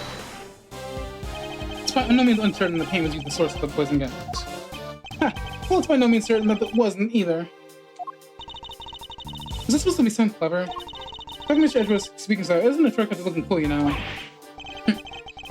You make it sound as if you intentionally wrong how I speak. Anyway, to bring it all home, my winning deduction shows that he had paint and he was closest to the victim. Hold it! That's really all you had basing your suspicion on Mr. Buttbone. What? You have a problem with that? Show me some proof, loser. Put up or shut up. He's literally asking for it, Mr. Edgeworth. He is. Just from the front piece of evidence and give it to him. You know that Mr. Winter isn't much of a listener.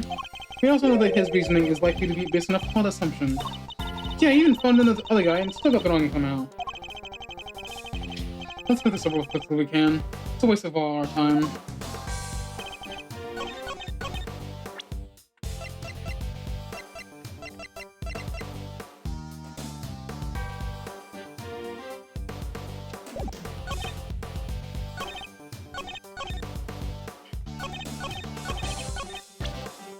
Objection! Overruled!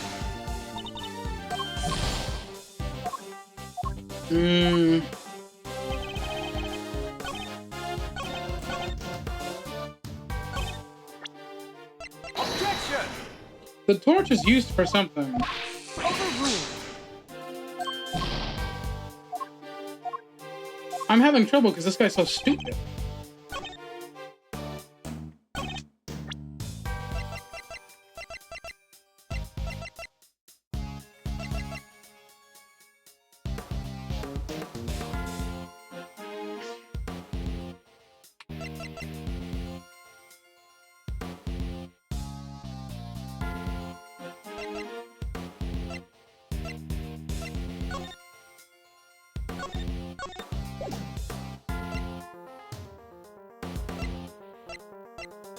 Objection! If it's not this... I hate this guy.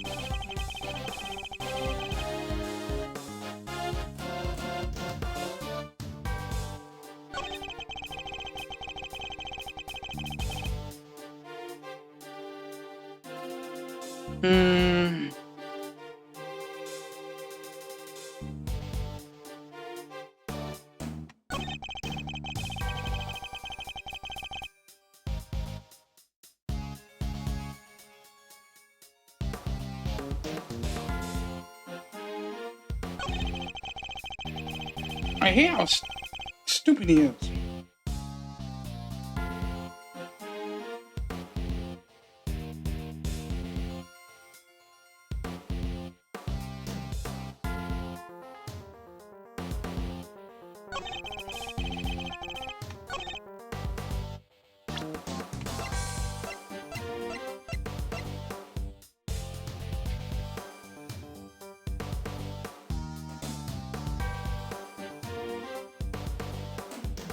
Well, actually, isn't Ubiquium is...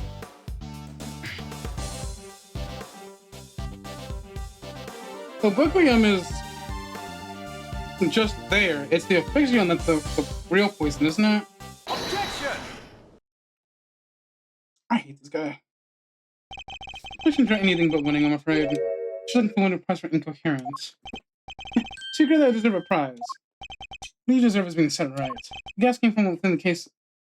The gas came from within the case containing the sculpture of Pisces. It did, and it was created by the artist guy. Don't think we all this full Ubiquium. I'm going to offer you a bit of advice, one prosecutor another. It always helps to listen carefully to others. The gas is created when Ubiquium is mixed with another substance, Asphyxion. Paint containing Ubiquium wouldn't create any kind of gas at all. It wouldn't?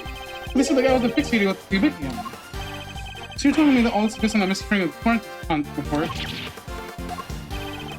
Guess it already been done its work that's from the victim. That's what's in your own aptitude you should be worrying about.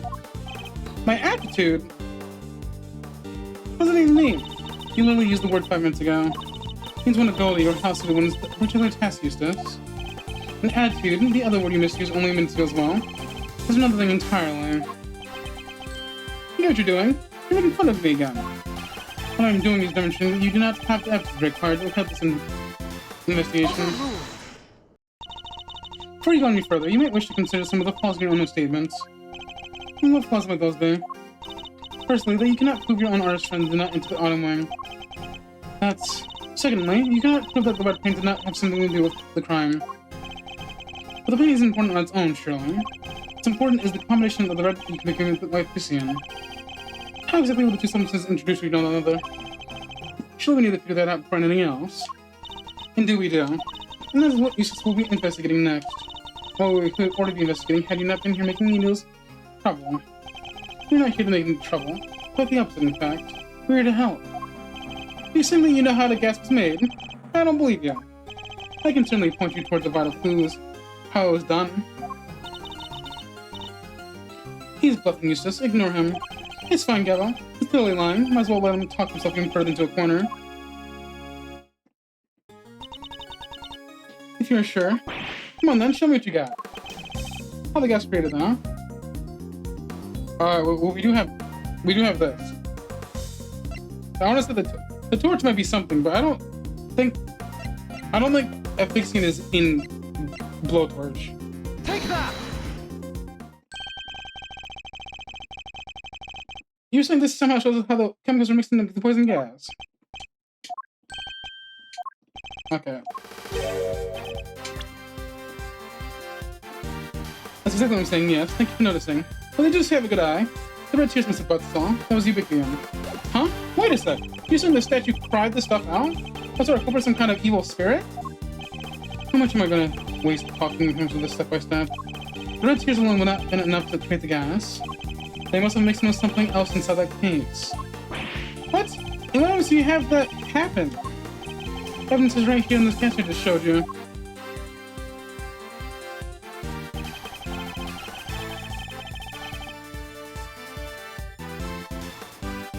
I need to point out the part that shows the two liquids mixed together. Well, if red and white make pink, would it not be this thing right here? Observe the pool of pink liquid beneath Pisces' statue glass case. What? Wait, I don't get it. How does that prove some Ubiquium mixed with some Asphyxion? We have an artist with us, why don't you ask him? Larry, maybe something of a painter. Imagine you have some experience with pinks and colors. What happens when you mix red and white? Don't you be like a dumb edgy? I had to graduate from junior high, you know. And you knows that red and white make pink. I mean, there's variations. You can get your rose pinks and your baby pinks. Hold it! That'll be more than enough, thank you. Do you see what I'm getting at now, Mr. Winter? Oh, I think I do. Ubiquium is red, Asphyxion is white. Mix the two together, you get pink. That's what the pink liquid is. Yes, very good. We got that on the end. Yes. Interesting. I think you finally convinced them. Overruled. Miss Edgeworth, you have raised a possibility, nothing more. You cannot know for sure that this shows the result of the two chemicals having mixed. Besides, the sketch you were attempting to enter as evidence was drawn by a suspect. How can we possibly hope to rely on its veracity? I don't think I saw it. True artist never lies or rebels with the truth. Forgive me, but I did not ask for your opinion. Oof, she's a cold one. But I like it. You may rest assured, Your Honor, that I mean move my theory to all of our satisfaction. Overruled. It may not be wise to jeopardize your position any further, Mr. Edgeworth. Especially as there is another question to which we might get to provide a satisfactory answer. How can you prove that this man did not enter the autumn wing? Until you're able to, there's little more to discuss. Wait, what the fucking hell was all that? Mr. Gusto? He is still unconscious in a critical condition. He is? Oh. Now, if you don't mind, Eustace needs to carry out his own investigation of this area. Give me some kind of leave him in his peace.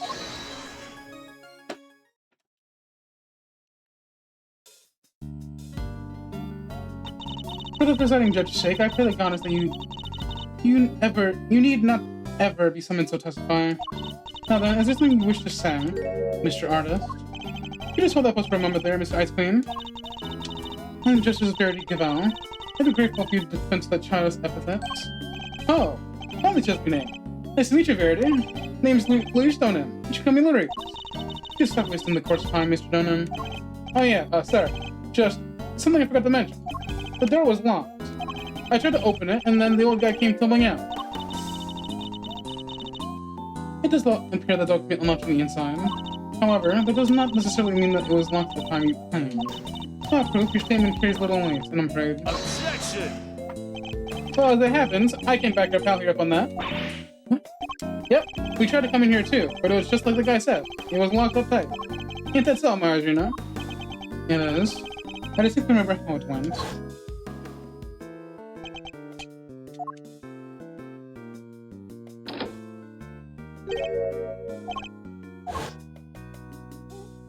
Prior to the incident with the gas, it was not possible to enter this room from outside. Overruled. And what is to say that your suspicions Shrine was not in here with the victim the entire time? Objection! I think you didn't suffer the ill effects of the gas. Searching for a gas mask if you like. I doubt you'll find one. I see. Just want to take your collective word. That was a little too easy. Well, Judge Gavel, you accept that Mr. Butts is no longer a viable suspect? And that once again, Mr. Winter's deductions have been falling short of the mark? What are you talking about? Just need some more information, that's all. You can't blame a guy for being a little hasty with his deductions. You know it's not cool for a prosecutor to be saying stuff like that, right? Very well. Perhaps we should call out our next suspect. Mr. Denone, please step down for the stand. Huh? Go, you mean? I was enjoying our time together, Verity. Let me sit down, please. Overruled. Show no mercy. Scratch my arm into a goopy mush. I love it. Who exactly is this next suspect? The pharmacist, Delicious Stone. Your artist friend may have struggled to lay his hands on the bottle of this Set Ultra, but someone in our line of work would surely have a better idea where such thing might be acquired. We'll go hereby calls for a 10-minute recess. Eustace, we will go and fetch the suspect. Your winning smile will be breaking and running, I'm sure. My winning... Of course, Godot. Let's go get her at once. Hey, Detective Flatfoot, you carry on investigating while I'm gone, okay? Sure. Is it possible? Did Judge Gavel have suspected Stone from the start? Now that you mention it, she wasn't helping Mr. Winter like she usually does, huh? What exactly is your anger here, Judge Gavel?